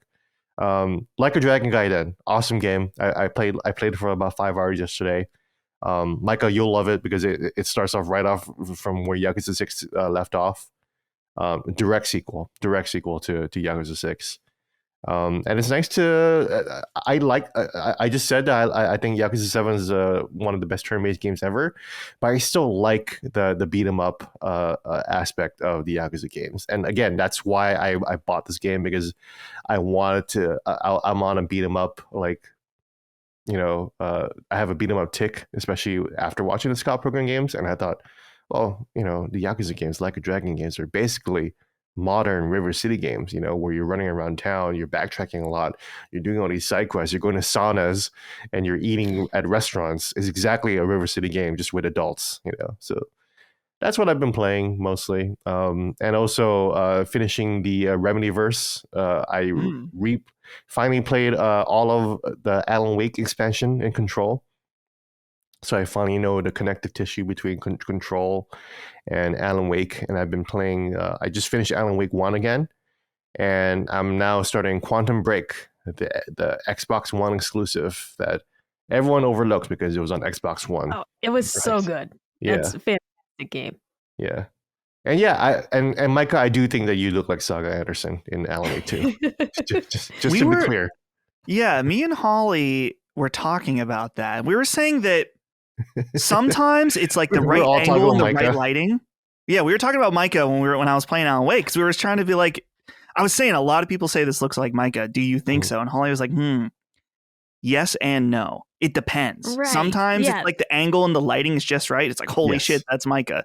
But when you see her in the Mind Palace and it's like straight on, I'm like, I don't know. That's the thing. There was one screenshot someone sent me of her side profile. And part of just why it kind of looks like me is just because she does have a little bit of a more pointy nose than you would normally see on a black character, which I get because my dad is white, right? So and I have my dad's nose. And so it's just one of those things of like, yeah, seeing a black character from the side and they have kind of a more pointed nose, I'm like, that just really, I was like, that is just like, it reminds me of me. I was talking to Gene about this, of like, yeah, there are features of her face that aren't quite right to like look exactly like me. But I sent a picture of her to my dad and my sister. And my sister's like, is this like a character you made, like an NBA game type thing? And I'm like, no, this is in someone else's game. And my dad's like, no way. So like they thought it looked enough like me that they actually thought I made the character myself. Whereas Colin says it doesn't look like me at all. And I think that's funny because I'm like, I can see a resemblance. I'm not saying it's dead on that it looks like me, especially because if you look up the actual voice actress, I don't think it looks like her hardly at all. I don't think it looks like her that much either. Yeah, it looks more like you than it looks like her. That's what's so weird, because her and I don't look alike, and I don't think her and Saga look alike, but for some reason I kind of look like her. But that's been a kind of funny thing, because as Colin was playing the game, he's like, this doesn't look like you at all. And I'm like, I wouldn't say not at all. I think there's a little bit there. Oh yeah, definitely. And Saga's half white too, so Oh really? Yeah. The game character itself. I don't know about the actual the actress. She's British. So you hear the British come out of her sometimes when she's talking that way too. She has a really weird accent maybe that's it. I'm trying to think, because every once in a while she'll be like, "I'm Saga Anderson." Like she doesn't say her R's, but very selectively. Yeah. Every once I'm like, "What the fuck? Like, what was that? Like, what is this? I don't know what kind of accent. What's going on?" So my mind canon is either the actress forgetting that she needs to maintain the American accent, or sometimes British seeping out, or in the canon of the game, it's Alan Wake forgetting that Saga Anderson is American, and as he writes the character. Yeah, and he's like, she says in a slightly British accent, "Oh, I totally forgot," Yeah. See, in the weird accent, that's another thing we have in common. Because actually, Gene earlier used a word that I try to avoid using because Colin hates when I say it, which is cherish. Like, I'm like, I really cherish that. And he hates it. It's just one of those words that, like, I can't say it the way he does. It just doesn't sound right, but it's become a word that I kind of like try to avoid saying because it like really grates on him. Yeah, because you have an accent, and Saga also has an accent too. You know. Yeah, she told. I kept thinking as I was playing, I was like, man, she kind of looks like Micah a little bit. You know, the same kind of hair. If you wore your hair out that way. Yeah, we mentioned that of I was actually just thrilled with her character design of like, wow, they got her hair right. Because curly hair in games usually looks like garbage and they just like skip it altogether. So it's like, wow, they actually did a fantastic job. Like her hair looks incredible. Yeah, the texture, the way the lighting bounces off the hair, right? The texture yeah, like that for me was a big sign of like, wow, look how far games have come. And it seems like a small thing, but it's just like, no, man, like I've noticed games literally just be like, we're just not going to do curly hair. Like there are characters that it's like, oh yeah, here's a black character with pin straight hair, and that makes sense. It's a post-apocalyptic world, but they're still like doing their hair every day. Forspoken, her hair is so straight. Exactly, and I'm like, that doesn't make sense. And I know that you probably don't know a lot about doing hair, Mr. Game Dev, but like that doesn't make sense. For me to straighten my hair, it takes about 3 hours, you know, just in one go, and then you got to do it every day. So it doesn't make a lot of sense in terms of like a post-apocalyptic world, right? So to see them actually like tackle this and they did it well and it looks awesome, I'm like, man, this is where we are now in games. It's fantastic. I will say Saga doesn't smile like at all in Alan Wake 2, which is funny because Alan Wake 2 is a very fun game, but Saga is a very, very serious character. And then so that's one thing. And then, you know, Micah smiles a lot. So like it's hard to see. You also you can also see like how someone looks by the way they smile. And you just don't see Saga smile at all. So there could be that thing. Right. Yeah, I tried to find like a single photo of me where like I wasn't smiling just to like, have it like side by side with a photo of her. And I genuinely couldn't find one. Because I just, because even like during our wedding with the photographer, we're like, all right, I want you to do kind of like a serious face. And even those, I'm like half smiling because it's just, well, if I'm happy, it's just hard not to smile. It's just one of those things of like, I got that smiley face. It just happens. So, see, yeah, you were thinking the exact same thing too. Yeah, that's funny. Dagan, let's move over to you for a little bit. I want to intro you off with Zeke the Plumber, who says, hey, PU crew. So after finishing Super Mario Bros. Wonder, I gotta say, I'm not sure this is a really good Game of the Year contender. Of course, it's all subjective, but with Tears of the Kingdom, we all knew. Almost everyone who played that game had at least one, wow, this is Game of the Year moment. I haven't really had that with Wonder. It's a very good game, but I'm not sure Nintendo deserved a second nomination this year with so many other great candidates out there. Am I crazy? Keep up the good work. And Dagan, you told me before the show you finished Wonder. Yes. So take this any way you want, but you need to tell Zeke yes or, you know, get the hell out of here. What are you thinking?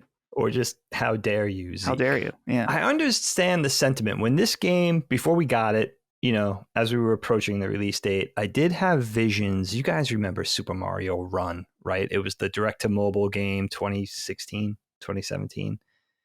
And, you know, that was a fun game. It was Nintendo's sort of jumping into the fray of we're going to do an endless runner. And it was, you know, it had a Nintendo sort of sheen to it. So it was of a certain quality, but it was a mobile game. So I did have visions of, oh my God, is this game going to feel like a mobile game? Maybe just like Super Mario Run 2. But I have to say, it felt like from start to finish, it really did. I was satisfied to see, looking in objectively, like this felt like a premium experience.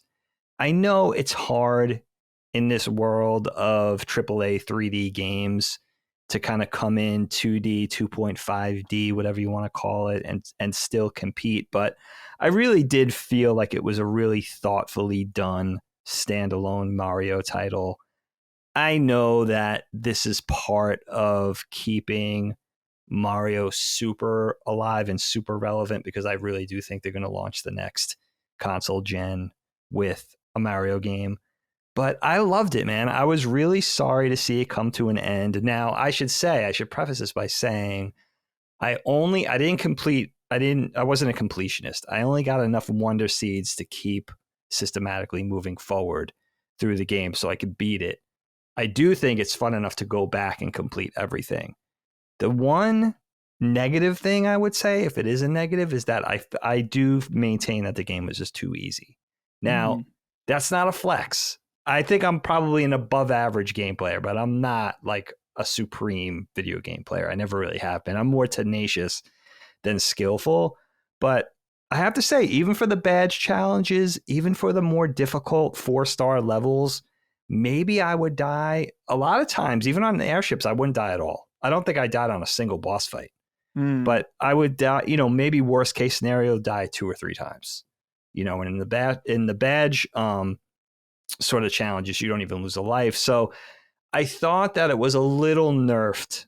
I understand why they did it. I think it's appropriate to, and I know they did the Nabbit Yoshi thing, and so there were ways to make it even easier. I did think ultimately it was a little too easy. Now I say that not having gone through the really hard stuff yet to get all the Wonder Seeds. So I'll get back to you with an update if I change my mind on that. But just getting through the game and beating it and rolling credits, I felt like it was a little easy. But I loved it. I was sorry to see it come to an end. I do think it should be in the running, at least conversationally, for one of the greatest games of the year. I just think, if for nothing else, just for pound fun. And, Mario is one of those franchises where it's been a long time. It's been around. It's done everything, right? So to keep reinventing something and making it fresh is kind of getting tough, right? You think like but I don't feel like, although it plays on its reverent nods to past games, there's a lot of new stuff here. It feels fresh. It doesn't feel like it's relying on old school Mario. It brings a lot of its own thing to the mix. It has a newer, younger energy to it. And I like the way that it kind of feels like they did a great job in appealing to a very broad audience. Hence, maybe that it's a little too easy, So for me, that's that. I'm sorry. I was sorry to roll credits on it, but I would love to go back in December and just do everything and see if for nothing else, to go back and see if there are some challenging things in there that do sort of change my opinion of the difficulty. Yeah. In like circling the entire in completing the game. Now, really completing the game. Yeah, that's what I was gonna say, is about the like 100%ing it is where, like, did you do the cloud missions where you're up above? A little bit. Okay. I ducked out and just went back to the main. So I haven't seen a lot outside the main. I think you'll enjoy those levels because they are they're very. So it's tough. something to look forward to in terms of difficulty. Yes, absolutely. Okay. Yeah. And I feel like we've been waiting since Odyssey for a proper Mario title. So it could have been that too. It was the build up and the payoff. It was like, all right, as an old school, I'm an old man too. So you may feel differently if you're 10 years younger than me, or God forbid, 25 years younger than me. You know what I mean? But, I've been around. Mario was just, 2D Mario was just harder, so that was my one regret. But otherwise, like, loved it so much. Yeah. And then Colin and I are playing Final Fantasy IV. It's the next knockback. It's a heavy lift, but we did some soft knockbacks in preparation. So Final Fantasy IV is coming. That's our next episode.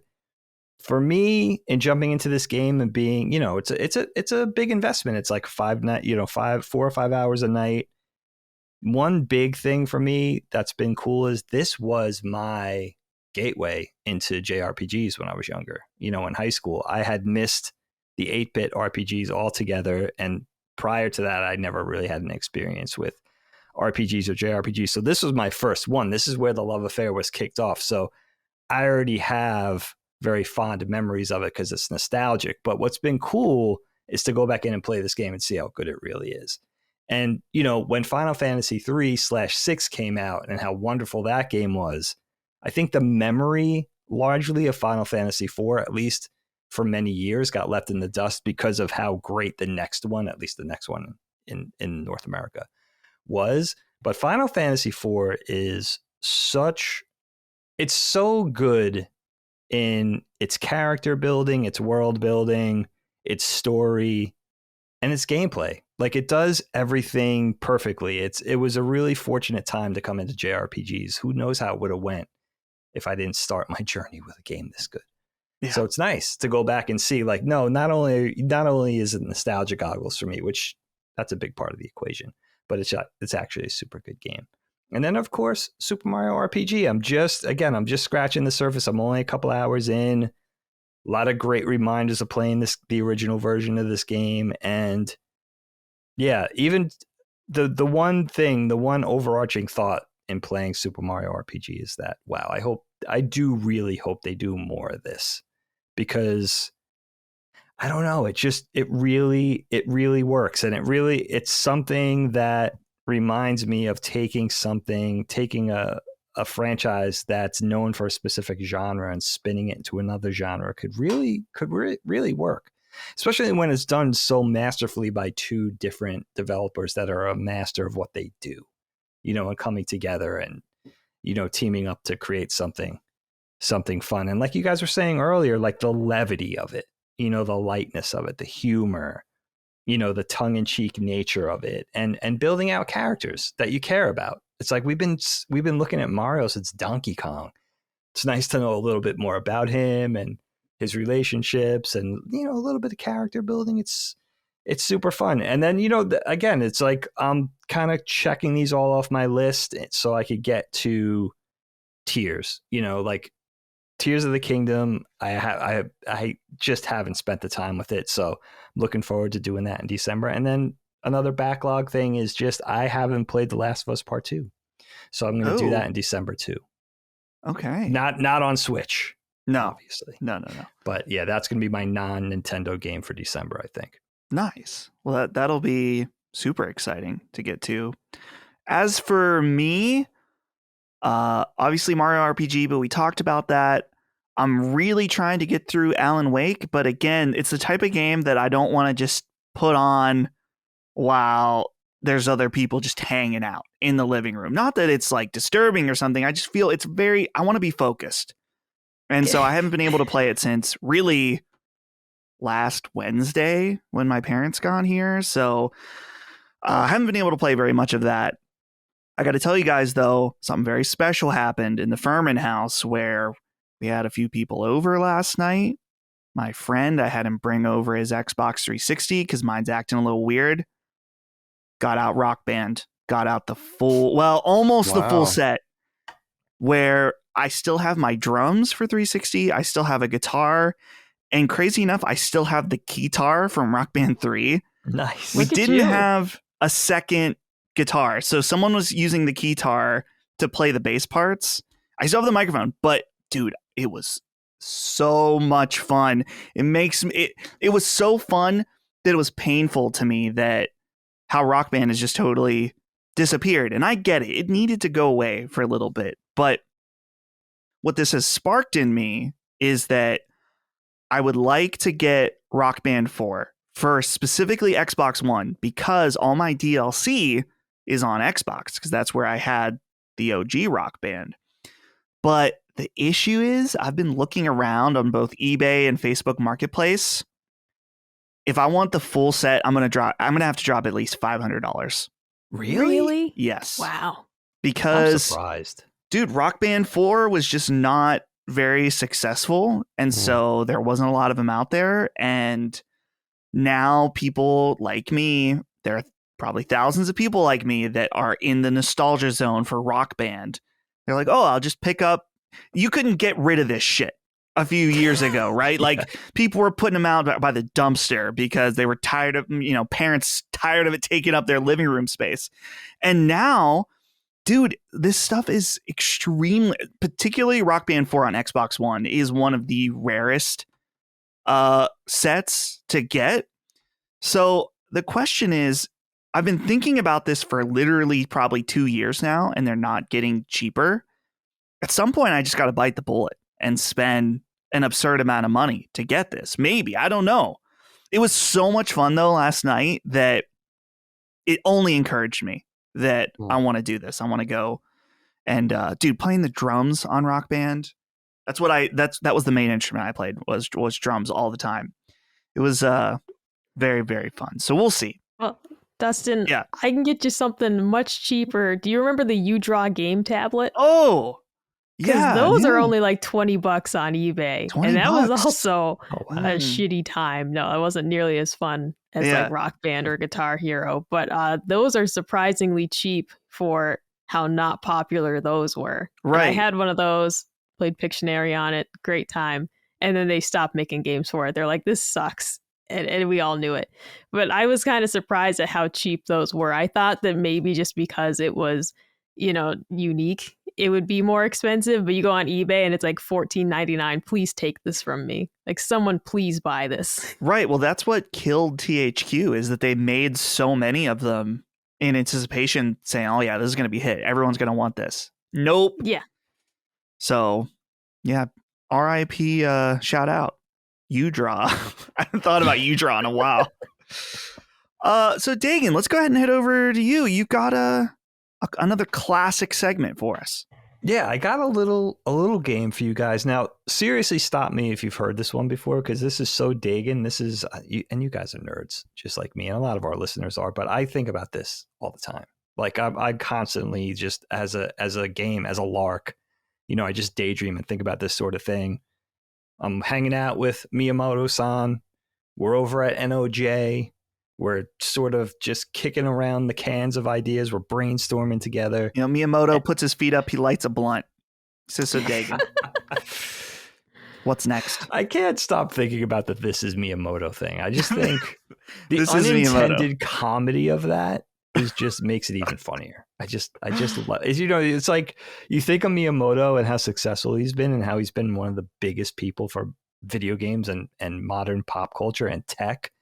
And you still just understand that this guy is not the most tech savvy dude, which is kind of an amazing anomaly to be him and just still like say this is Miyamoto when he starts announcing something on social media, which I just think it's precious. But anyway, I think all the time of Nintendo. I have this game with Nintendo. I know I've mentioned it before, where it's like they're so clever. There's such a wit. Everything is almost always hinged on just great ideas, especially when it comes to their software, especially when it comes to their first party IP, and playing this game of like trying to think of something before Nintendo does it, because they think of everything eventually, and they do it the right way. But I was thinking, maybe just as a fun thing, all of us, and I tried to put this into our shared doc early so you guys could dwell on it for a little bit, but, take a Nintendo first party IP, maybe something major, maybe a sleeper IP, and sort of thrust it into an uncharacteristic genre. So Mario, Zelda, Metroid, Bayonetta, Star Fox, I don't know, Punch-Out, F-Zero, Kid Icarus, Kirby, Splatoon, right, ARMS, whatever. Take a Nintendo thing and put it into another thing. So I was saying earlier, I alluded to this with Metroid. Wouldn't a Metroid RPG, a Metroid JRPG, that would be kind of fun. I always think of, maybe you could take something with Punch-Out. I love Little Mac. Maybe put him into a 2D side-scrolling beat 'em up like a la Final Fight or Streets of Rage. And that would be kind of cool. Fight his way through a level and then you face one of the bosses at the end. Type of thing. You face one of the fighters at the end. That would be kind of fun. So I'm just thinking in that tradition, what would you guys think would be a fun way to take a Nintendo IP and give it a twist? Throw it into a different genre. Of course, that's been done sometimes. So try to think of something that hasn't been done yet. And, let's hang out with Miyamoto-san and he could shoot down our ideas, because his ideas are always going to be better. That's who he is.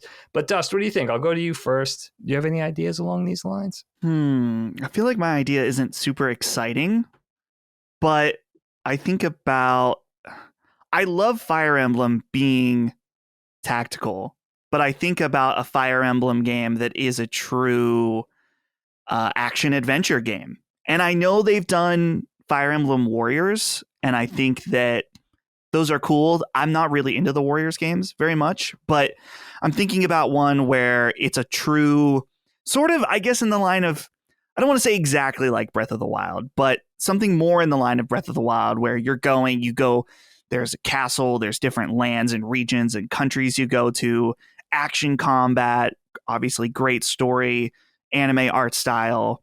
I love that. And it's unfortunate. When you brought up this question, Dag, I thought, man, it is kind of there are exceptions, but Nintendo very much says, Zelda, this is this genre, and we have F-Zero, and this is this genre, and Metroid is this, and there is a little bit of wiggle room within that. Like Metroid, we have the 2D ones, and we have Prime, right? Sure. But for the most part, they almost have IPs for genres. You know, they go hand in hand to some degree. Again, there are clearly some exceptions and wiggle room, but yeah, with Fire Emblem, the real extent that we've gotten exploration in that IP is just those Warriors games outside, and everything else has been tactical. So maybe something, you know, there's a lot of opportunity. The weebs out there, we're growing stronger. I mean, by the minute, really. Seriously. So give us more Fire Emblem. I love it.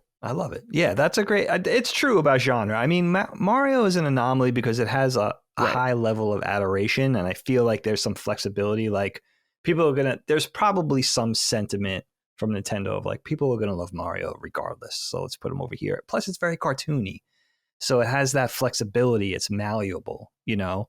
I think my Metroid obsession with a Metroid JRPG comes from loving Phantasy Star as a kid, and that being like an early Sega love for me. So it's like, how do I marry Phantasy Star 2 and like early Metroid? And it's a Metroid RPG. I think that's probably maybe a bridge too far, but that's where the fantasy part plays in. You know, you could pull it however you want right now. So Michael, what do you think? You have any thoughts for this?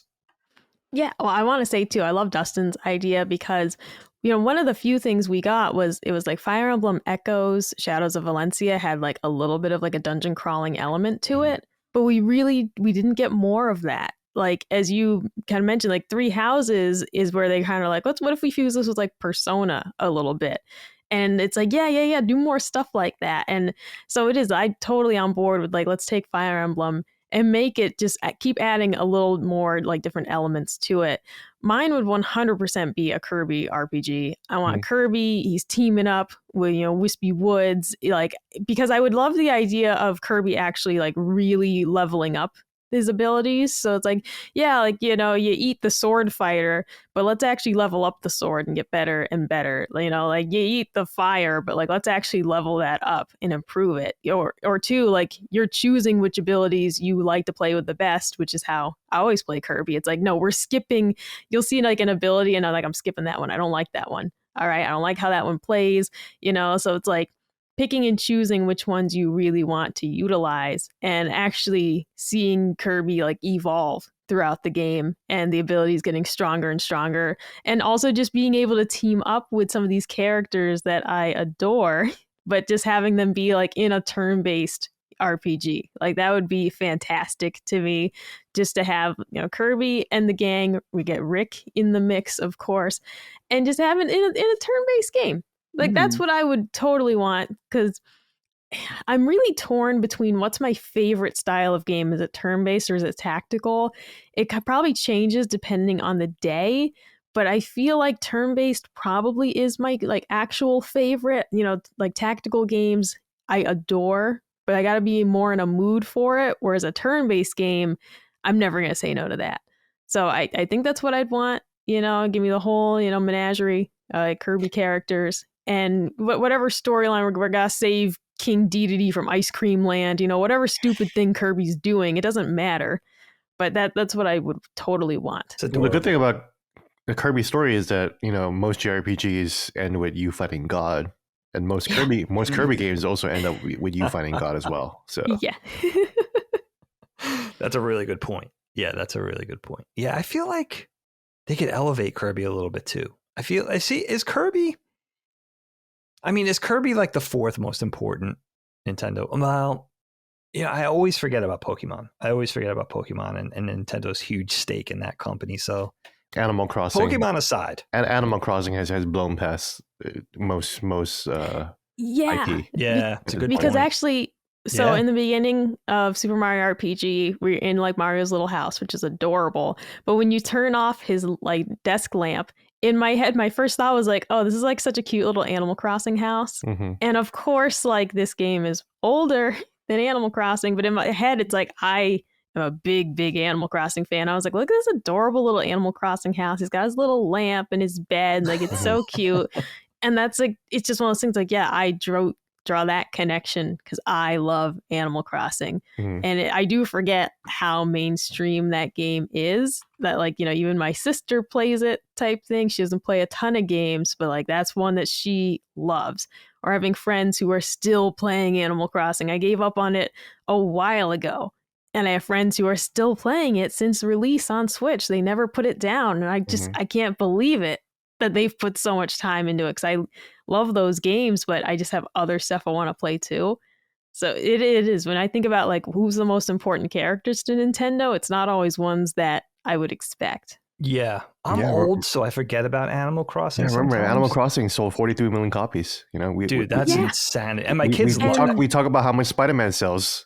Animal Crossing did twice as good. Twice as much. And my kids and the mobile game as well, right? Pocket Camp. That's I was hooked on that for quite some time, and I'm a console gamer. Like, I don't need the mobile version of Animal Crossing, but I got hooked on that too. Like, they just know what they're doing with those games. They're really good. I've been thinking about starting a new island on New Horizons. Actually, I think I'm over the PTSD of playing Animal Crossing during COVID, and I think like it might just be fun to just start over again. I don't know. I never heard them describe it this way, but I feel like if you really think of Animal Crossing, they took like a Hello Kitty Sanrio level of appeal and put it into a video game that makes it irresistible for people that like that kind of thing. Like, and that aesthetic is comforting. Hello Kitty just came out with their own Animal Crossing like game on Apple Arcade. Oh, you're serious? Yeah, it's literally called Hello Kitty Island Adventure, which was a joke from South Park, and they just made the game, and it's really good. It's really good. Also, back in the day on Wii, it was Hello Kitty Seasons, I think. And that's a very, very basic game, but it's a little bit in the spirit of like you're going around your little town and you're doing tasks for people, and I love that game. I mean, it's trash, but it's so adorable and cute. I'm a huge Sanrio fan. On my phone already, you know. That's I mean, you can't see it, but on my mic arm, I have a Pom Pom Purin like plush that's meant to hang on stuff. Like, my whole office is Pom Pom Purin. I'm a Sanrio fanatic. Oh my god, it's so crazy how generational it is. Like, that started in the 70s, and it never really went away. You know, it just kind of kept evolving. You know, that type of thing. Gene, what do you think, my friend? If you have, you know what I love traditional fighting games, especially 2D fighters, starting with Street Fighter and all the Capcom stuff and Neo Geo stuff. You know what I realized like last week? I was thinking about Smash and how I just don't like it. I was commiserating with my best friend because he hates it too. And he's an old man that, you know, cut his teeth on traditional fighting games too. So there's something there, like an inherent bias, you know. But when Nintendo first introduced Smash, the great lament, like my sadness comes from knowing they could never really do a first party fighting game now, because Smash encapsulates all of it. So they really can't just do like a Kirby fighting game or a Mario fighting game. They won't. There is a Kirby fighting game. Oh, there's a just fighting game? Yeah. It's just Kirby characters. Oh, I never knew that. Mm-hmm. Oh, what? Oh, I got to look this up. Yeah. Yeah, what game it's on the Switch? Kirby Fighters, right? Yeah, Kirby Fighters. Oh, it's a Switch game. Yeah. Oh, I got to look at this. Oh, so they have tried to delve into the, but Smash is ancient, so they have delved. It was a console game. It wasn't a handheld. Wow, this is a dark spot for me. But anyway, Gene, I interrupted you. Do you have any ideas while I check this game out? Yeah, Metroid style Mario Adventure, which is exactly what Mario Wonder kind of. I feel like Dustin, you brought it up before, or someone brought it up, or maybe I heard it from some other podcast. But I also had the idea where, you know, you have your different badges with different abilities. You can swim better, you can double jump. Just add that into a Metroid style game where you wander around in a 2D explorable world.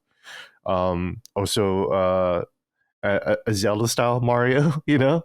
Imagine a Mario game where you just wander around going on adventures, and just imagine Mario RPG, but like in a fully 3D environment. That would be fun. That'd be incredible. Wouldn't that be incredible? That's incredibly ambitious. I'm just like, these are just pie in the sky ideas. We talk about Animal Crossing, Pokemon, a Pokemon game in the style of Animal Crossing. No combat whatsoever. You can have combat, but it'll be very secondary to just getting your Pokemon furniture and getting different Pokemon and getting different neighbors that have good Pokemon and good, you know, good people, I guess. And then just have like a fairly big world, maybe even a small neighborhood or a collection of neighborhoods that you can walk around in. Of course, there's always the Pokemon MMO, which Nintendo will never do for some reason. I guess those are. Micah was talking about how she likes tactic games, Splatoon Tactics. I'm surprised they haven't done that yet too, especially with Mario and Rabbids. Get the Mario and Rabbids team to make a Splatoon Tactics game. It's gonna be great. Especially with Persona 5 Tactica out right now and people really loving that. I wasn't really interested in that at first, but then the more I see gameplay, I'm like, that actually looks really, really fun, But that being said, I still need to finish Persona 5 regular in general. So yeah, I'm still like 70% through, but I still need to finish that game. But yeah, those are my thoughts. I think it's highly likely to do something with Splatoon outside of the typical first. Splatoon is the other like Splatoon's bigger than Kirby, bigger than Metroid. Splatoon is the other like newer big IP for Nintendo. Yeah, especially in Japan, and Nintendo likes being popular in Japan. So yeah, it makes sense. I saw my family respond to that game for whatever reason, and it's so interesting that they figured out how to get into the shooter realm and still keep it Nintendo. That's what I love about it. And by the way, Gene, Kirby Fighters 2, there's 2 of these games. I haven't even heard of this. This is incredible. I'm excited. It looks really cute. And it's exactly what I'm talking about, apparently. Yeah. Well, I mean, Smash is made by the creator of Kirby. So it makes sense that Kirby itself would just kind of break off and do its own thing, right? Have a standalone thing. That's super cool. I love it. Very cool. But you're right. Nintendo will never make another fighting game because it's always going to be Smash, because Smash is the most popular fighting game ever made, Yeah. Cool. Well, thank you, Dag, for that. Yeah, man. That's nice exercise. In fact, I'd love to know, to the audience, what's their dream mashup? Leave us a comment, or either on Patreon or on YouTube. I'd love to hear some of the crazy mashups that you guys would like to see as well. Guys, I've got 2 questions I think we have time for. One of them will be pretty quick. Actually, these will both probably be pretty quick, but let's first go to Chris Gordon, who says, "Hey, guys, gals, and Mr. Menagerie. My son and I are currently playing through Ocarina of Time on the Switch in honor of its 25th anniversary. What are everyone's thoughts on a possible from the ground up remake of this masterpiece? I feel like if they announce this as a launch title for the next Switch, it would be an easy win for Nintendo. Thanks for all you do. P.S. Gene, you are the GOAT." Thanks, Chris. So, Gene, since you are the GOAT, what do you think? Ocarina of Time, Chris doesn't mention this, but this would be the second remake since it was remade on the 3DS. But, with a game this important, I mean, a lot more important than Last of Us and Last of Us Part 2. And both of those games, one of those games got remade 3 times, or remastered and remade. So surely this game could get another remake, right? When you put it that way, Alan felt that. Yeah. I got a little twinge of pain. Yeah. That's painful. Like I didn't really feel bad about. Well, like Chris was saying, like it is objectively funny that. Yes. Oh yeah. That a game series that only has 2 chapters has 4 remakes in between them, or 3 remakes in between them, right? Right. That is objectively funny, but that's the most I took it. But it wasn't until you said that Nintendo isn't doing anything with Ocarina of Time where it's like, ouch, man. Like, yeah, that. Imagine a $200 million budgeted Ocarina of Time remake. Honestly, the easiest way to do it is to just squeeze out just one more game out of the Breath of the Wild engine. Because Because we all talk about how Tears of the Kingdom is like, oh, that's it, you know, like they squeeze that whole formula and engine dry, and maybe it's time to make a new one, right? No, if you make an Ocarina of Time remake in that engine, just remake it, just move the assets around, and don't even like try to balance the combat or anything like that. But of course they're not going to do that. They're going to try to make you know the game try to be as airtight as possible. But just make a straight remake, you know, with just the Breath of the Wild graphics, and you got a winner there, you know. But if they ever decide to finally redo Ocarina in some kind of grander, larger way, which Nintendo really doesn't do, though, you know, Nintendo will re-release games, but they're never gonna remake Super Mario World, you know. Because Super Mario World is Super Mario World. That's it. You know, I don't think Nintendo has that philosophy. They'll re-release. I mean, they re-released Ocarina of Time, but they still kept it the same game. You know, has Nintendo ever made like a transformative remake? Transformative remake, yeah. Yeah, like in the style of like Resident Evil 2, you know, or the way Capcom remakes games, you know, right. Or the way Capcom remakes Resident Evil, because they don't really remake anything else quite like that besides Resident Evil. And to be fair, Resident Evil is like the gold standard of how to remake a game, you know, at least in terms of like reimagining the whole thing, you know, where it's like, oh, this is a completely different game, you know, to the point where the Resident Evil remake for the GameCube just completely makes the original game like obsolete and unnecessary and just old and ancient, you know, like just it completely just drowned that old game out. But think about Link's Awakening. Where do you guys put that remake? Oh, Link's Awakening. That's a pretty heavy remake. Yeah, that was pretty heavy. That's a heavy one. That's right. It's heavy in the terms of graphics, but it's not transformative. It's not transformative because it's still the same game design. Like if they made Link's Awakening in the style of Ocarina of Time, that'd be huge, right? But nothing. They don't really go whole hog in terms of remaking things. They'll re-release things and they'll give it a graphic upgrade. Obviously, we got a Super Mario RPG remake too, but they really seem to enjoy preserving the original game design. And if they're gonna do anything new, they're gonna put it into a new thing. So I just feel like we're never gonna see an Ocarina of Time remake in that regard. Like. Which is why I'm saying the only way we can get it is if they just slap the Breath of the Wild engine onto it, and but otherwise it's exactly the same game, but just with the Breath of the Wild aesthetic, and we have like a new cartoon kid Link, which would be so cool. You know? Yeah. Personally, I feel like they don't need to remake it. Just here's the thing: Nintendo loves bending us over and doing whatever for our money, the minimal amount of work. I'm okay with the minimal amount of work. Take that 3DS version and remaster that quote unquote graphical remake. Yeah, I'll take that. And then put that on Switch. Charge me $60. I'll bend over. That's fine. Yeah, I would love that. I would love that too. Because that version's awesome. That version's really, really good. Yeah, it looks faithful in the right ways to the original. You know, the textures aren't bad. You just have to obviously up-res them for a 1080p or whatever. Right. Yeah, I'll take that too. I'll buy that for $50-$60. Yeah, I would even see them even charging $50 for it. You know, like they did with Link's Awakening. You know, right? Oh wait, no, was Link's Awakening $60? I think, I don't know, I forget. I think it is. Yeah, I think it still is. Mm-hmm. But still, you're right, Dustin. I would totally just be totally suckered in easily, no problem. You know, I do wonder, it's a shame. I feel really bad for generations of Nintendo fans, specifically Zelda fans, because I know how important this game specifically is to them. Like, I didn't realize the importance of Ocarina of Time until we played it for a knockback. And, you know, when the N64 came out, I was in college already, and I was very slowly, grudgingly accepting, 3D Nintendo. Like, I didn't like it.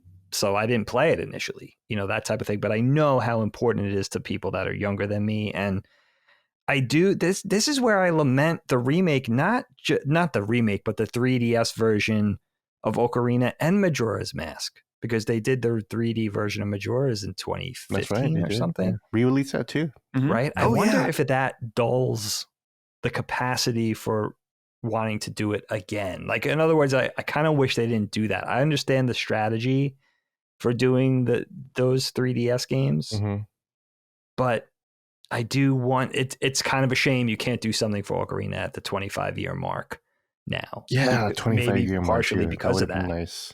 Yeah, it really would have been, and it'll go over well. And it would be exciting too, because the conversation would then be, are they setting the stage for something, which they often tend to do. But maybe that's a reason why they wouldn't do it. Maybe that's a detractor, the fact that they wouldn't be setting the stage for an Ocarina game, obviously. A new, whatever comes next for Zelda 5 or 7 years from now is not going to be, it's going to be something brand new. So yeah, it is interesting.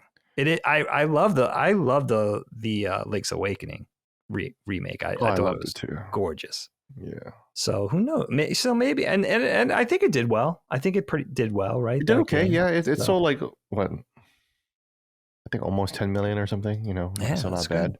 Not bad. And to build on Diggins' point, it's not just important to people, but it's just important to the industry. The Ocarina of Time is the game where the phrase "Citizen Kane of video games" came from. It is the first video game where people start to wonder, oh, do we finally have our Citizen Kane moment? Is this where the industry and the medium transitions into a higher form of art? I love that. I love that. And not even just for a higher form of art, but because, the part of the reason why Citizen Kane is cited as the most important movie of all time is because of all of the techniques that it used to tell its story, the way Kane's wife would be in the background to illustrate how their marriage is falling apart. That kind of imagery wasn't allowed or seen in movies before. And then the same with Ocarina of Time, like that the kind of combat system you see there hasn't been seen ever in any kind of game. And we still do that today. Super innovative. Yeah, very innovative. Yeah. Well said, dude.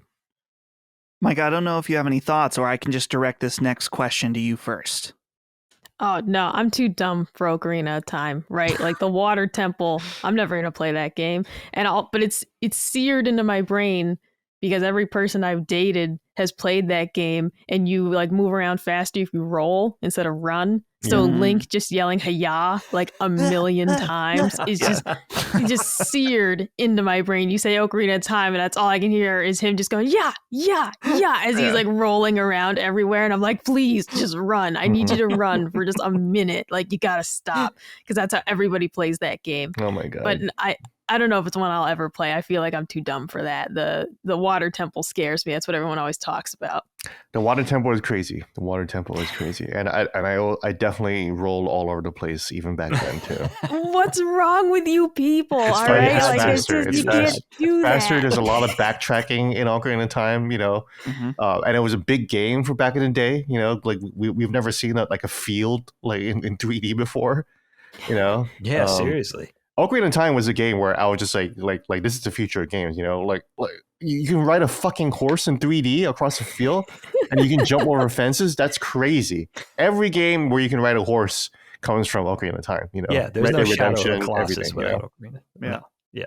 Set the stage. Ghost of Tsushima, Devin McCarty writes in with our final question and says, Nintendo Bros. Micah, you're a Nintendo bro, I guess. Hell yeah. Over the holidays, what video games do you play to spend time with or use as an introduction to your family? Between Thanksgiving and Friendsgiving, there's always a ton of kiddos, siblings, friends, and in-laws around. I've found New Super Mario Bros. U and Mario Kart to be perfect because virtually anyone can play them. I'm curious to know some of your go-to games to play after feasting on a massive holiday meal. If parades and sports ball games aren't dominating the screens, careful, Devin. If you let Colin hear that, he's going to ban you right from the Patreon. The sports ball joke. Happy Thanksgiving. So yeah, we can go around with this one real quick, just because particularly I'm not getting my Switch out around the kids. I'm not taking my Switch to my grandma's house. These kids, they're going to ask me if I've got Fortnite on there. They're going to eat some pie, get their hands all sticky, touch my controllers. I'm not bringing the Switch to grandma. Sorry.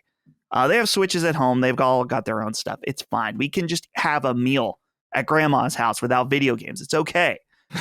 But when I have friends over, the go-to game is always Jackbox. I own probably half of them now. I'm at the point where anytime a new Jackbox game comes out, I immediately buy it and play it.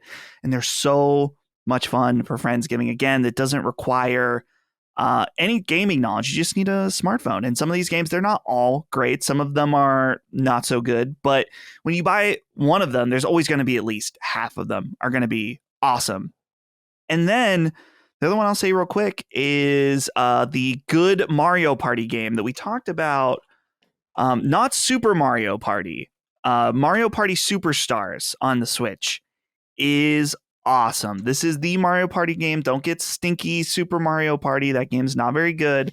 Mario Party Superstars is where it's at. It's, a remake that includes all the other old stuff, a big mashup. Highly recommend it. So, Micah, I know that you have a mixed relationship with these party games where you have them and you like them, but you don't always get to play them. The question is, is it time to, break the seal with Colin's cousins and stuff, or nephews and nieces, not cousins, nephews and nieces? Maybe around Christmas. Dag, are you coming down for Christmas? Maybe you can help out with this. Yeah, maybe. Yeah. I think we are coming down sometime between Christmas and New Year's. So Micah, here it is. What are you going to play? See, I'm a little with you, Dustin, because I'm glad you answered first. I get a little paranoid of the kids handling stuff. Sure. And it's mostly just they're old enough now and they have their own Switches and stuff that I think I would feel comfortable with the kids using my Switch without being like, please don't drop it. But also, like, I've watched our niece drop our dog, okay? And I just I'm like, the dog's more important to me than the Switch, but I don't want you to drop that either. So it just is. I think now they're old enough that I would maybe at Christmas time be like, you guys want to play Mario Kart? Like I would keep it very simple. Like I would just be like, we have Mario Kart or Mario Party, like something like that. Yeah. I don't know if I'd bring out 1-2 Switch. I don't need anybody throwing a Joy-Con because they couldn't figure out my favorite game, which is the one where you had the treasure chest wrapped in a chain and you got to like unravel it. But I think it would be like they're old enough now that I would do that. I think the youngest is 11 or 12.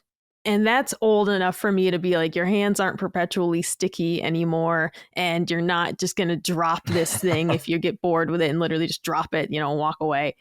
But yeah, it would be those type of games that I would say, yeah, we can play Mario Kart. It's simple to understand. Everybody just kind of gets it. I'm not anticipating that we're going to get grandma playing it, but she might, that type of thing. But yeah, they'd be old enough now to play something like that without me worrying too much about it. Because I'm protective of my stuff, not in a stingy way, but just that it's my original Switch. I never upgraded it. I need this thing to last until the next one comes out, So that's really where we are at this point of like, no, please don't make me buy a new one because somebody flushed it down the toilet, But I think we're past that point. I think I could trust them with it. Dagan, is there any games coming out at different family gatherings? And if so, what's coming out? What's being played? I mean, personally, I have the strategy of liking to use video games to get away from my family over the holidays. Fair enough. Yeah. Like something like The Last of Us Part 2 is actually perfect because it's like, this is inappropriate for you guys. Obviously, you can't be in the same room as me. But in all seriousness, actually, the kids are both teenagers now, and they're at the age where it is, you would think it's the worst form of torture to spend any time with Helene and I. Like, we're always trying to develop some sort of plan to like, how can we spend a couple of hours with the kids? Like right now, it's the house is decorated for Christmas, but the tree doesn't have the ornaments yet. Will you guys spend an hour and a half with us? It's like pulling teeth, So, but I think I did buy a physical copy of WarioWare Move It. And I do think my family will enjoy it, A, because they're all super competitive, and B, because, and the more pleasant, one, the more pleasant one in B is that they have I think the game will speak to their sense of humor. all of them have a very, dry sense of humor. So I think they'll get it.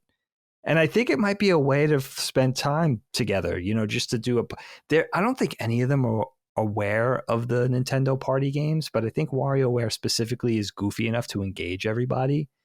And specifically the girls in my life, my wife and my daughter, they're very, not only the boys very dim-witted compared to the women in this house, but I think they'll enjoy the competitive nature of it and everybody will think it's funny. So I think I might try that, just as a way, if nothing else, to get the teenagers to spend a little time with the parents this year. And if it backfires, at least we tried. Then I'll come up in here and hide and play my games. Nice. It's just as good. It's just as good. Gene, I don't know what your situation is like for the holidays, or if you're even are you going to like hanging out with any friends playing any games at all? Nobody plays video games in Washington D.C. So Bunch of yuppies. yeah, Just not interested in anything fun. They just want to talk about finances and politics gin and tonics. And Harry Potter and stuff like that. Yeah. The funny thing about Harry Potter being canceled, this is a complete tangent, but the whole thing about Harry Potter being canceled, which it obviously isn't, is that like everybody in Democratic government loves Harry Potter. I never knew this. Catch-22. What do you do? Fucking like 80% of the Obama administration are Harry Potter fans. Most of the policies implemented were influenced by J.K. Rowling, which makes sense, But yeah, I feel like a lot of people. Well, I mean, it's just so funny that Hogwarts Legacy is still like the best-selling video game of all time, even though it was the one that had the most public boycott. Yeah, against it. I don't think it should have been nominated for Game of the Year, but I think that whole conversation is interesting. But yeah, me neither. That's the funny part. I posted that tweet about saying it was one of the best games of the year, and everyone's like, it shouldn't have been nominated. I'm like, it's not what I said. Yeah, that's not what you said. That's true. That's not what I said. Did I know what I was doing a little bit? Yeah, I knew what I was doing a little bit. That's awesome. That's clever. That's clever. I have to give you major props for that one. Well, here's the thing, Gene. You and I had talked, Gene, about how I'm trying to boost my impressions a little bit in order to see what I can do with the ad rev. But I don't want to be disingenuous about it. I want to post good content that people want to see and share. Every once in a while, you got to maybe go somewhere in the middle where you're saying something, you're very clear about it, but the situation's heated. So that was the Hogwarts move where I just said, it's one of the best games of the year. That's all I said. Just a little opinion. Yeah. So anyway, guys, that's it for this week's episode of Punching Up. There's the Switch version of Hogwarts Legacy just came out too, right? Oh, yeah, that did just come out. Yeah. Oh, that's got to be bad. It's not great. Yeah, there's a nice Digital Foundry video about it. It's not as bad as you would think, but it's not good. It seems okay, but yeah. If I liked the game a little bit more, then I probably would still check it out. Because I love like impossible ports on the Switch. That's one of the most fun things to collect. But for Hogleg, I think I'm good. I think I'll pass on this one. I still gotta finish Like a Dragon Gaiden. That's right. And on that note, everybody, thanks for listening. We super appreciate it. Hope you guys had a fantastic Thanksgiving. And as we head into the holidays, you can expect we'll be here no matter what. Even when we're on break, we're going to record in advance. And so there will be no interruption. And thanks, everybody. Let's go around one last time. Say goodbye. Dagan, goodbye. It's good seeing this group. You guys do my heart well. And you taught me a couple of things. That Fire Emblem Three Houses game. Can I start my Fire Emblem journey with that game? Totally. I did. Absolutely. Oh, yeah. Absolutely. That was my Oh, you did? 100%. Yeah. All right. Overwhelming response. Because that game sounds too good to pass up. I think I have to jump in. You might like it. It wasn't for me, but it's a good game. So Okay. I think you might like it. So yeah, maybe I'll try that over the break. Yeah, You guys nice. inspired me. Good. Yeah. Micah, goodbye. Goodbye. My next stop after this is post office because we had a fantastic success over Black Friday. And so thank you so much to our listeners. And so here starts my journey of dropping off a minimum of 50 packages per day to try and get all the orders out in about 2 weeks. So that's where I'm starting. As soon as we get out of here, I'm going to be loading up my car with all the goodies, just like Santa Claus. And that's what I'm going to be doing for the rest of the week. Hell yeah. So cool. Thanks everybody for the amount of the sales and the Super Barrels of Baking special edition. Just it keeps selling out. Keeps selling out. Yeah, it's sold out fast. So thanks everybody. Appreciate it. And last but not least, Gene. Goodbye. Adios, everyone. I like the drama. Yeah, it caught me off guard there. Good to chat with anyone, and talk to you guys soon for the pre-recorded December cast, which should be fun. Yeah, we'll figure. I have some ideas. We'll figure it out. We actually don't have a lot of things planned, but we will have a lot. Don't tell them that. We have the plan to make a plan, and that's half the battle. That's a start. Yes. So, but it'll be fun. Man, a plan, a canal, Panama. Yeah. All right, everybody. On that note, thank you so much. We'll see you next time. Goodbye. Punching Up, a Nintendo podcast, is a product of Last Stand Media and Collins Last Stand, LLC, and is proudly recorded in the USA. The show is written and produced by me, Dustin Furman. My co-hosts are Gene Park, Dagan Moriarty, and Micah Watson. The show is edited by associate producer Ben Smith. All of Last Stand's theme music is by Ramon Narvaez. Punching Up, along with the rest of Last Stand Media shows, are fan-funded on Patreon at patreon.com/laststandmedia. The following names are at the producer level on Patreon, our highest tier, and we're grateful for your kind contributions and generosity to our independent endeavor. Thank you.